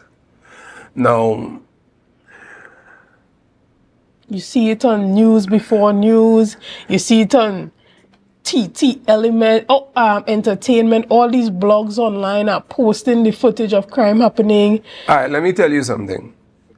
I know when I was the homicide investigating officer in Tobago for a number of years, starting from the year 2000. And I know when I went on a murder scene, I didn't want some police there at all. I didn't want them there. So even people who were affiliated and supposed to be far more responsible, I didn't want them there. Now, confidence in the police will come, and the police have to go back to the basics, you know. They have to go back to the basics. They have to find somebody whom they can trust. Right? And as I said on your program the other day, there is one police officer who I believe they can trust. And I'll say it here again. Mr. Rodil Kirk is somebody you can trust. He's the senior superintendent. He's newly installed. And I tell the Tobago public, if you have information, then you can call him. I would recommend nobody else. Right? The executive leader in Tobago, who is Mr. Hazel, has a responsibility, and he cannot sidestep it. He has a responsibility to engender public confidence in the police. How do you engender public confidence? There are too many people. There are too many reports made by people sitting in the station unattended. How are they going to have confidence in you? So if you begin to do the little things, straighten the lampposts, attend to the people's report, go out there, leave your office, go down to Scarborough Town and even do a little traffic. Talk to the people. There's a lot of goodwill in the Tobago space for the police, and the police must find it and harness it. They're not doing it. Or if they're doing it, they're not doing it in sufficient amounts. I saw a comment on Facebook where someone said that the police indicated that they can't force anyone to give up a video footage, camera footage, but can the court not subpoena someone to present the footage? One of the dangers with cameras is that sometimes they override quickly, right? There are many mediums the police can use to get it. Production orders. They can use warrants. And if you're going with your technician with the warrant, and you seize everything. But there is a special provision to deal with those things, and the police ought to know. Right? So a person saying that they don't have any responsibility. Of course you don't, but the law is there to ensure that it's done, and the police must know the law, and take it from there. All right, well, we're going to take a break right here, and we're going to continue this conversation right after this. See you soon.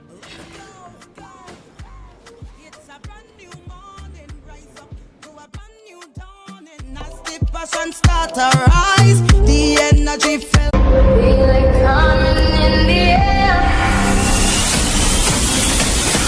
There's breeze from everywhere.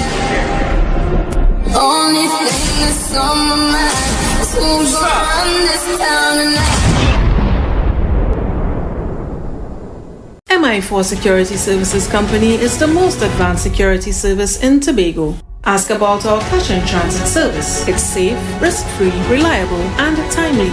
We provide safe banking delivery for all business types and sizes with highly trained staff, 24/7 monitoring, coordinated emergency response, and a well-maintained fleet of armored vehicles. Contact us at 660-7723 or visit our website at www.mi4securitytt.com to sign up today.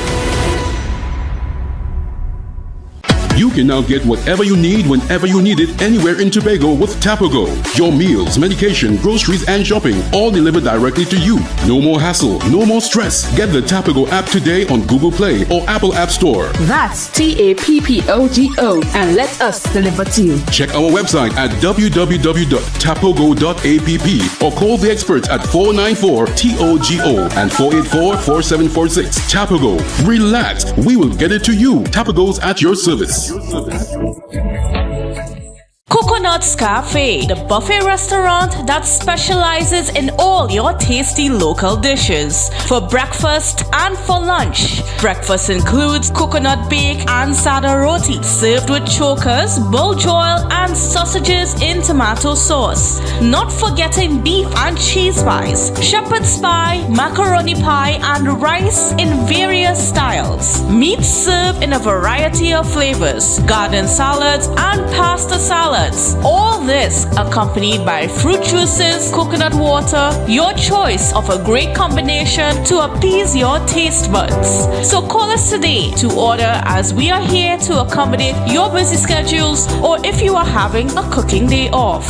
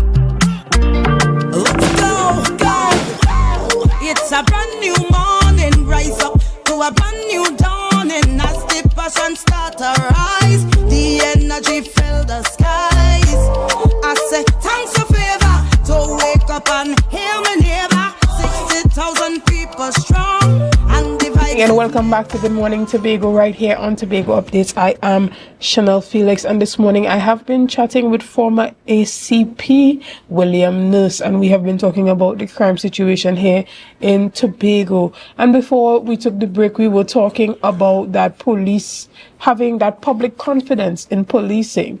But as we come back, we want to talk about the role that social media plays in diminishing that confidence in the police. Because you have a lot of blog sites being able to post sensitive investigative materials while investigations are still going on. How do we deal with this particular situation? Is there any laws or policies that would prohibit these online entities from making public sensitive investigation material? Well, off the top of my head, I can't think of any law that can say prevent you from doing it. We have to balance between people's rights and public interest. Where a person has published information relative to an investigation, you can look at it from both angles. One, it might be inhibiting the police, and two, it might be new information that can be used.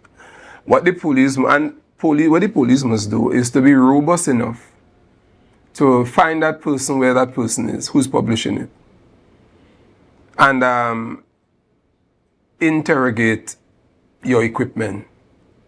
And there's a way to do it, right? And the police service is now littered with legal officers who will advise, and Tobago Division is not short in that regard. Mr. Forbes, himself an attorney at law, can advise the police in that regard. And I am saying that police need to be fearless, a little more forceful in what they do. If you do what you do and you do it right with the right guidance, trouble wouldn't come. So go after those persons who are publishing. If you can find them and interrogate their apparatus. That's my view. All right. And when it comes to the formation of the Tobago Police Service.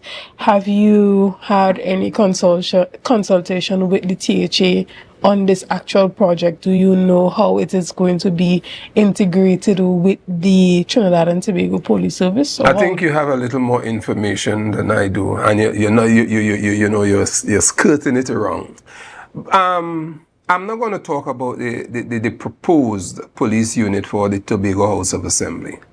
I would simply say that it is a move in the right direction, right?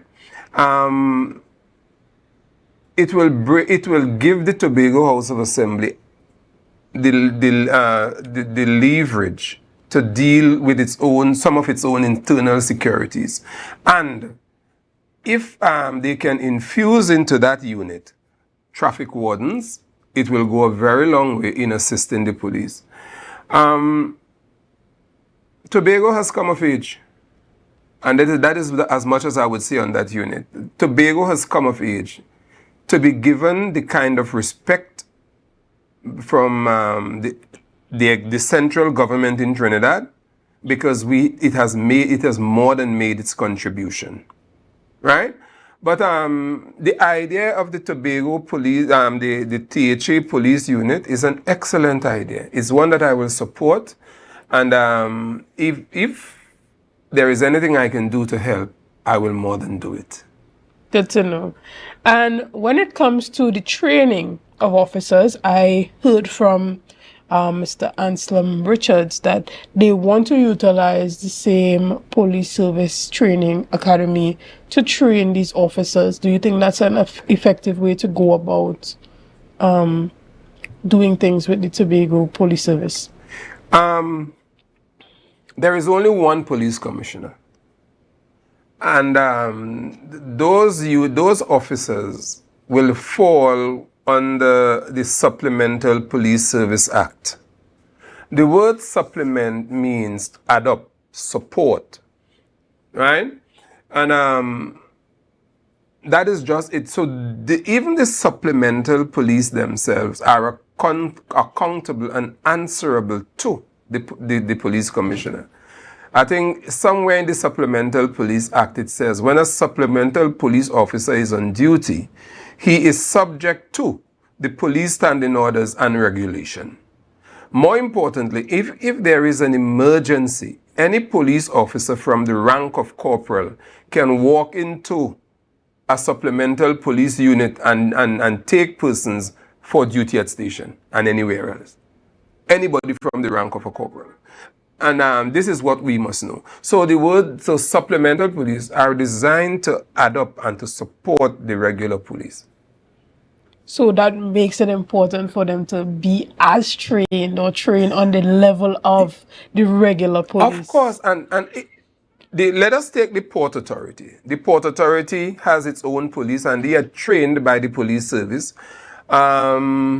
The municipal police in Trinidad are trained at the police academy.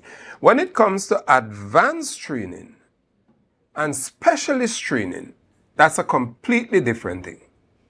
So do you believe that continuous training is also necessary? Because similar to when we opened this morning, you spoke about the letter that you would have written at that time.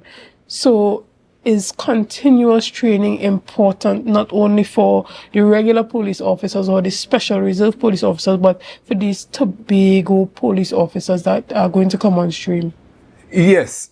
Well, of course, training is really the backbone of a police organization. And when I am talking of training, I'm talking of, specialist training. And I don't know, I spent a few months in the police academy as superintendent. And one of the things that I was always ready to advocate for is the accreditation of the academy. I don't know if it is accredited to this date, but I only spent 3 months there. I think we have lost a real opportunity to deliver training and to attach the police academy to the University of Trinidad and Tobago as a campus. And I think we've lost that opportunity. It was my thinking that they would have done that. They would have tried to get that done. But I don't know if it was done. And to this date, I don't think it was. And I don't think it is accredited.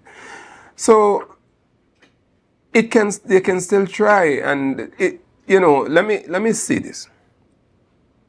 In 1996, I was a lowly constable. And there was an arrogant assistant commissioner crime. I wouldn't call his name. Very arrogant man.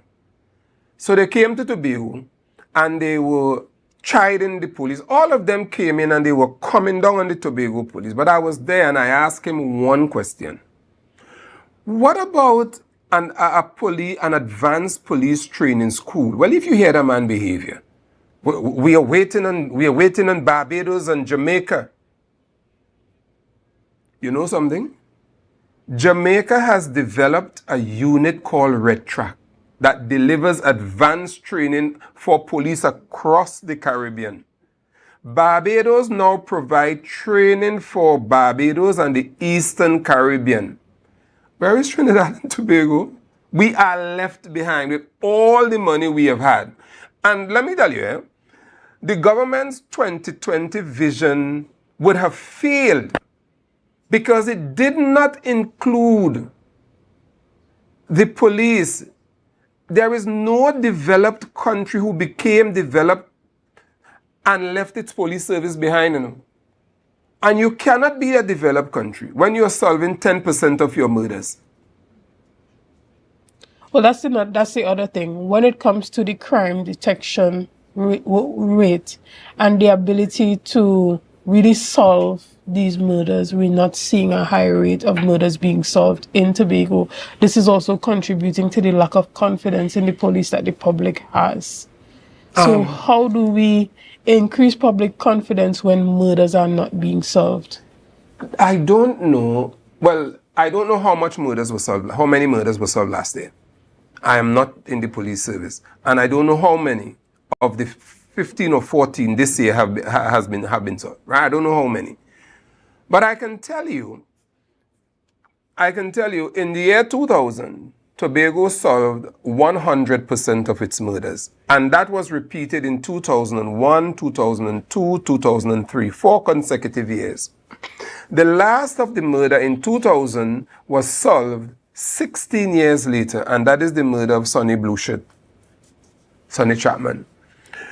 Tobago has had another 100% solve rate in the year 2020. Tobago, no matter what they say, Tobago division remains the only division since the turn of the century who can boast of 5 years of 100% solve rate in murders. But those facts are not communicated to the public. So the public hear of a murder and they hear of nothing else after that. Yeah. And I am here to tell them that yes, Tobago is the only division with a very high solve rate for murder. But that needs to get out there. You need to tell people. There is one more thing. And that, that is where your public education is concerned. That will tell people, listen, your police are working for you.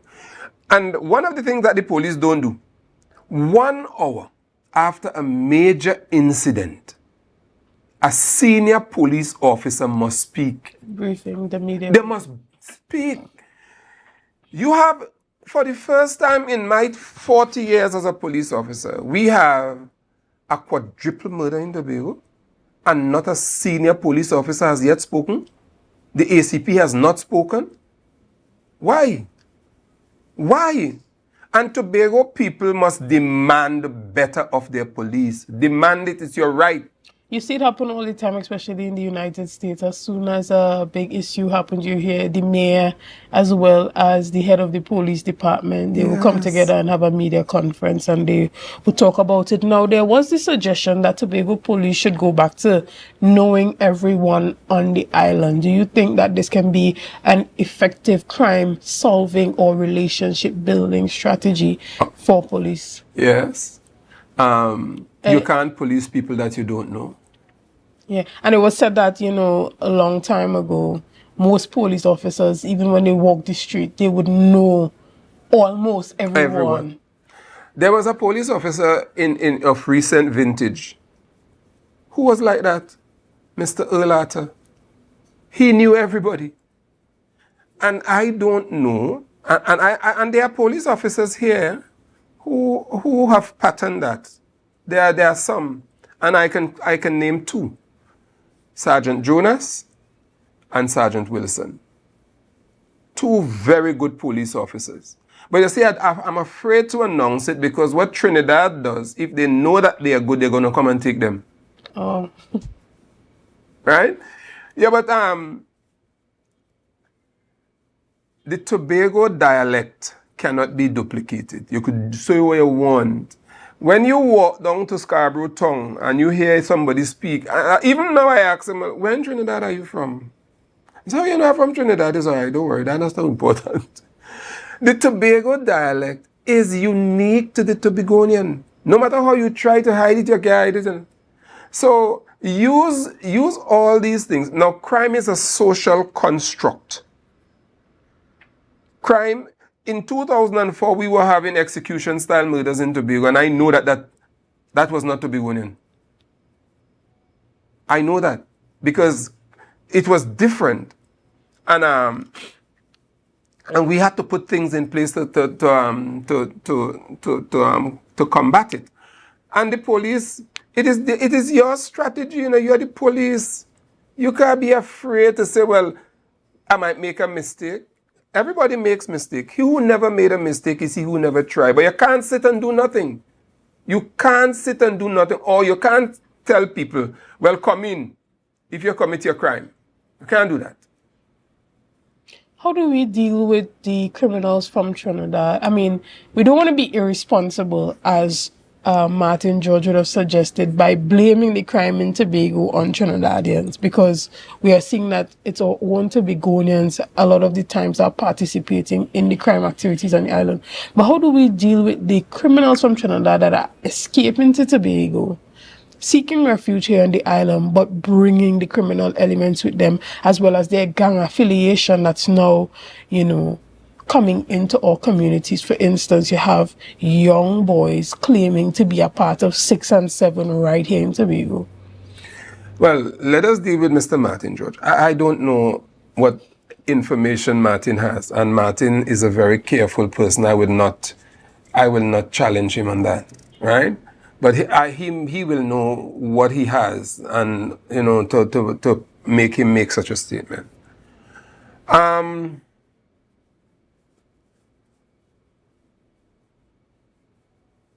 Male failure rate in Tobago, young male failure rate is too high. There is no single unit that can solve Tobago's problem. If you go to our schools, most of our schools are principaled by female. The male teacher ratio is too low. What is happening? It is customary that a young man will pass through secondary school, even bishops, and not even be touched by it. So it requires a holistic approach to solving Tobago's problem. They are, simply put, the male failure rate at school is too low. And what they do, they are ready to transfer those youths to some of the trade centers and say, you go and do trade so you can learn. Well, I don't think that is right. We need to look and see what is responsible for that. It's a social problem that we are having in Tobago. Now, the criminals in Trinidad, I am not quick to blame crime in Tobago on people from Trinidad. Mm-hmm. What the police need to do, it is the investigation that will teach you, well, nah, there's an affiliation here and there's an affiliation there. And this is Trinidad and Tobago. There's another aspect of Tobago that people don't really yet understand and following. there's a large percentage of Tobagonian living in Trinidad. And some of them are dead, some of them not going to come back. But you know, the Tobagonian was always prudent. Our foreparents were prudent. So they bought the estate lands and they said they apportioned it to their children. The grandchild of the person who left for Trinidad years ago is now coming back to Tobago. Mount Grace was the home of one of a very notorious criminal. Very, very notorious. And some of those persons have come and are in the police service. They have relatives in the police service, both in Trinidad and Tobago. So what is to happen? The police administration have to begin to look and see, well, are we really doing what is right for Tobago? Are we equipping the Tobago police so that they can manage those affairs? I heard the Prime Minister say, and I really want to talk about that for a second. The police in Tobago must be transferred, not quoting him, must be transferred. And then he used the statement, familiarity breed contempt. Well, that is something that has been tried years ago and failed. Let me ask you this. If the commissioner announces that I want, Mr. Senior Superintendent, I want 10 persons from your division to go to Tobago, do you think that senior superintendent is going to give up his best men? Who are they sending to Tobago? Understood. Who are they sending to Tobago? The worst. They want to get rid of them. So Tobago will be the graveyard or the dumping ground. There's another aspect, Mr. Prime Minister. Let us seek to develop the lot of the police in Tobago. In terms of training, in terms of material resources. Look at Scarborough Police Station. Look at it. Look at that building. Look at it. It's an eyesore. Understood.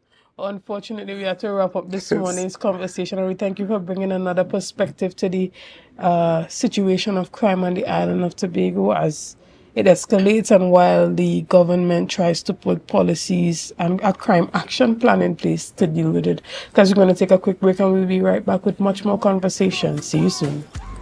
It's a brand new morning, rise up to a brand new dawning as the passion start to rise.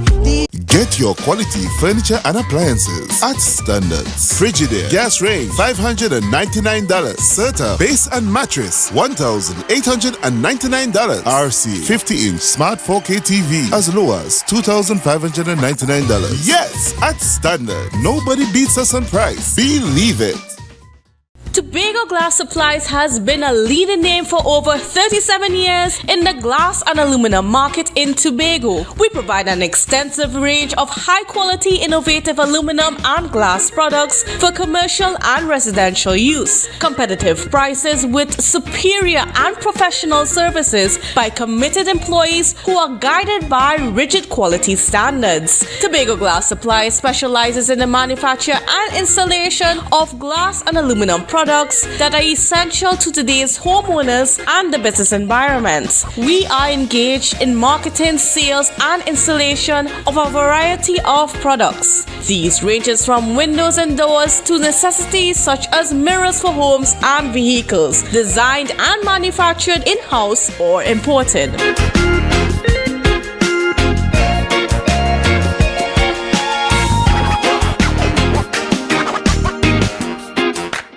Deltec Distributors Weekend Special Wings Friday. 3 pounds wings, 2.5 kilogram fries. Special 100 TT Soup Saturday. 2 pounds cube beef, 2 pounds cow heel, 2 pounds chicken foot, 2 pounds pigtail, or smoke bone. Special $150. Super Sunday. 3 pounds leg and thigh chicken, 3 pounds sliced pork, 3 pounds lamb slice, 3 pounds cheese, 2 pack of pasta. Special $250. Located Main Road, Argyle, Tobago. We deliver 20 TT. Contact us on deltecdistributors.com 395-5040 or 237-0102. Deltec Distributors Weekend Special.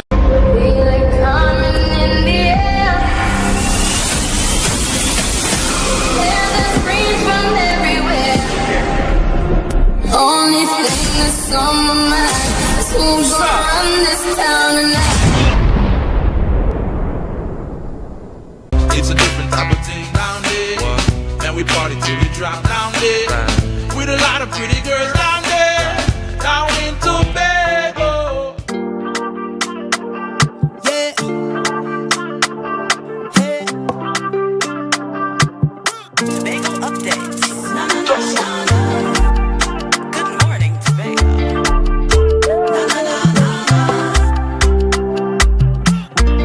Let's go. It's a brand new morning. Rise up to a brand new dawning. As the passion start to rise, the energy fill the skies. I say thanks for favor to wake up and hear me neighbor. 60,000 people strong, and the vibes is never wrong. We are beauty, we are power. We are people in the sun. We are beaches, we are rivers. We are melanated ones. We special and there is no denying. Tobago is number one. Good morning and welcome back to Good Morning Tobago right here on Tobago Updates. I am Chanel Felix, and this morning we continue our conversation by talking about female representation in the parliament. And we had a young female representative at the Yes Leadership program that held a Women in Parliament sitting recently. This morning I am sitting and chatting with Denisha Manning. Good morning, Mrs. Manning. Miss Manning, how are you doing? Morning, I'm good. How are you? I am great. Now, it's good to see young women who have put themselves forward for leadership, but not just women who are putting themselves for leadership, but women who can competently represent Tobago on a national level. You participated in the program. Tell us a bit about your experience. The program was nothing short of exhilarating. We spoke about the topic sextortion and introducing it into legislation. We spoke about not only it not being in legislation, but we have a gap in the legislation, which means that we have things in the legislation of corruption and sexual offenses, but nothing relates to sextortion. And it basically means if someone comes to you about their boss in terms of sexual favors in conditions of promotions or anything, or even hiring you, or even threatening you in terms of sexual extortion, it means that it doesn't have enough or specific legislation in terms of making it a criminal offense. So we spoke about that and bringing awareness to it, and it was a really interesting topic, and I hope people understood. Right. Now explain to the Tobago population and the wider world watching exactly what the program was, because a lot of persons don't really know what the Yes Leadership program is about. And I would assume that it's not just about the Women in Parliament sitting, but there are other elements to the program. So tell us exactly what the program was about. Okay, so this is the first cohort of the program. It was launched last year and it started this year. So we were the first set of women parliamentarians that represented, and they put together past and present ministers, members of parliament, and also senators, and those were the facilitators in the program. So we learned about leadership, we learned about business etiquette, how to behave in parliament. We also learned about media and communications, that is knowing how to understand and show yourself out and represent the parliament and Trinidad and Tobago effectively. Right. And who are some of the persons that you would have interacted with that really stood out to you during this journey? I met the Speaker of the House, which was very exhilarating experience. I met Mrs. Bridget George. Yes, and I also met some senators. I met Mr. Paul Richards as well. He helped us with media and communications. I met Mrs. Hazel Manning. There were a lot of past and present members of parliament there. So how was that for you, one Manning to another? It was really good. She asked me, are you related to me in any way? I'm like, no, I'm sorry, but I wish. You probably are, the way how the family trees are set up. Yes, I was hoping to. I always get that question. Okay. And for you, how has this really broadened your perspective on women in leadership? It gave me a different perspective because women over the past few years have been representing the country well. It has increased over the past few years, and I want to ensure that women especially feel confident enough to represent people and to ensure that they have a voice as well. Were you the only Tobagonian participant? No, I wasn't. There was Kaylee Lewis and Nikaisha Legaton as well. Excellent. Both familiar to the Tobago Updates family. Mhm. And as we wrap up this morning, what was the networking opportunity like for you, and what can we see from you moving forward with this new training in your arsenal? Well, let me firstly say that on the first day of the leadership program, we were thrown into networking. So they gave us a paper and they said, find a Tobagonian, find somebody from Tobago East, from Tobago West, from Trinidad East and North and South. So we were thrown into get to know persons, find them, find a lawyer, etc. And it forced us out of our little bubble, because remember, a first day of a training program, you don't want to get into it immediately, but they made us do it, and it made me feel comfortable. And I met a lot of amazing young women that are already successful lawyers, students, and persons who give back to their community. And I am really proud of myself and other persons that they came out of their shell and they really represented their organization and themselves well. So as we wrap up, what can we see in the future for you now that you have this new network of young, successful females, as well as communication training and parliamentary training? Where are we going to see you going after this? I know that I can apply all of this to my personal life. I can reach out to some of the young ladies that I met. I can also apply to other organizations that I'm a part of. I'm a part of the Mount St. George Village Council. I have my own NGO, Chilling with Positivity. I can apply all of my leadership skills and mentoring from this program into everything in my life. Excellent, and we look forward to seeing nothing but good things from you. Yes. Guys, unfortunately, we have to wrap up right here this morning. We want to thank you so much, Denisha Manning, for coming in and also being a part of that Tobago cohort that went down and represented us quite well at the Yes Leadership Program. Guys, we want to thank you so much for viewing this morning. Thank you for liking, sharing, and commenting, and doing all that you have been doing to make Tobago Updates the #1 broadcaster here on the island of Tobago. Again, I am Chanel Felix, and thank you. Passion start to rise, the energy fill the skies. I say thanks for favor to wake up and hear my neighbor. 60,000 people strong, and the vibes is never wrong. We are beauty, we are power, we are people in the sun. We are beaches, we are rivers, we are melanated ones. We special and there is no denying Tobago is #1. Last year, October 2023, the island tilted. The peaceful bliss of sea, sun, and sand was transcended as we took to the streets to revel in paradise.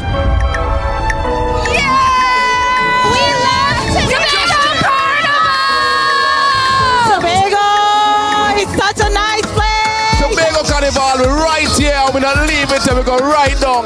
It's the greatest, it's the best, it's safe, and it's beautiful. I love Tobago, baby. Coming back next year. Hey!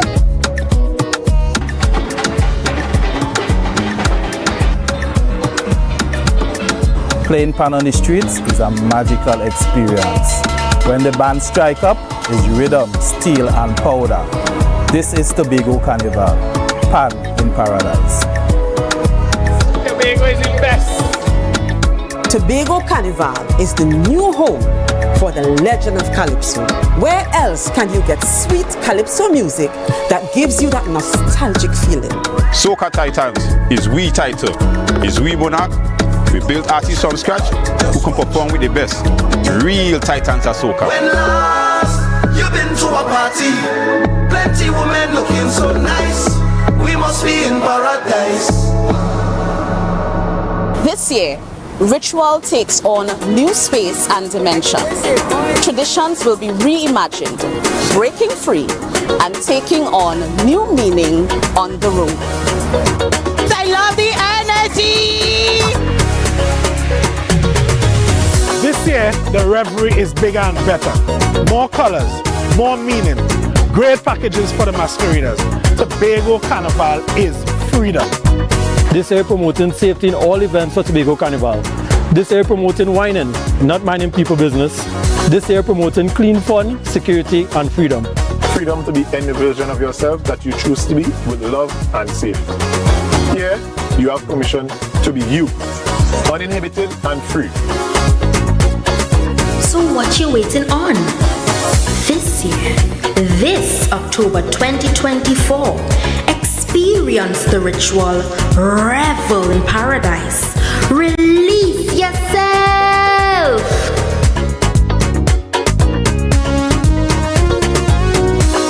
From the greatest little island on the planet, this is the Tobago Carnival 2024.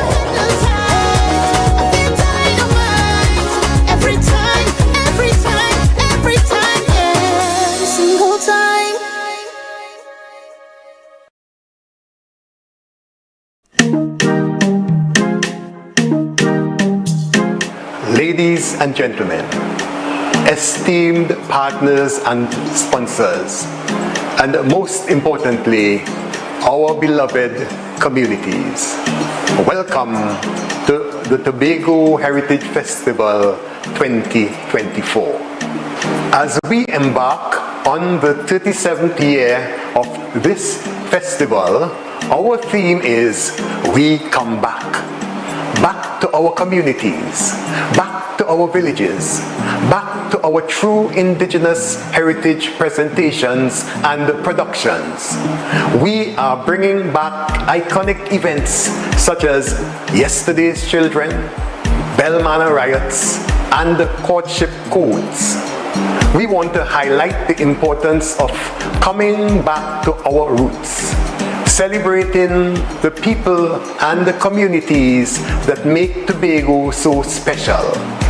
Get ready for an unforgettable experience as we say, we come back to our true essence. We want to encourage each and every one of you to continue to support our cultural development and preservation in any way that you can. Your support is truly invaluable. Together, we can continue to make a positive impact that will be felt for generations to come. Thank you, and see you in July. Ladies and gentlemen, it is with immense pride and excitement that I address you to officially launch the 2024 Tobago Heritage Festival. The Tobago Heritage Festival is not just an event, it is a journey back to our roots. This year's theme, We Come Back. Back to our communities, back to our villages, back to our true indigenous heritage presentations and productions. It captures the true essence of revitalizing the culture and traditions that have shaped our identity for generations. This year marks the 37th successful hosting of the festival, and we are proud to officially dub the month of July as Tobago Heritage Month.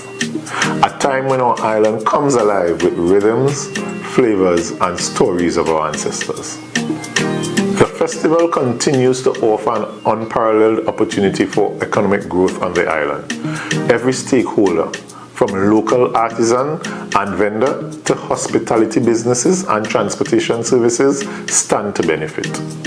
Our vibrant cultural displays will attract visitors, boost tourism, and provide a significant economic uplift to the island. The heart of this festival beats in our communities. We are empowering each village to manage its own productions to ensure authenticity and sustainability.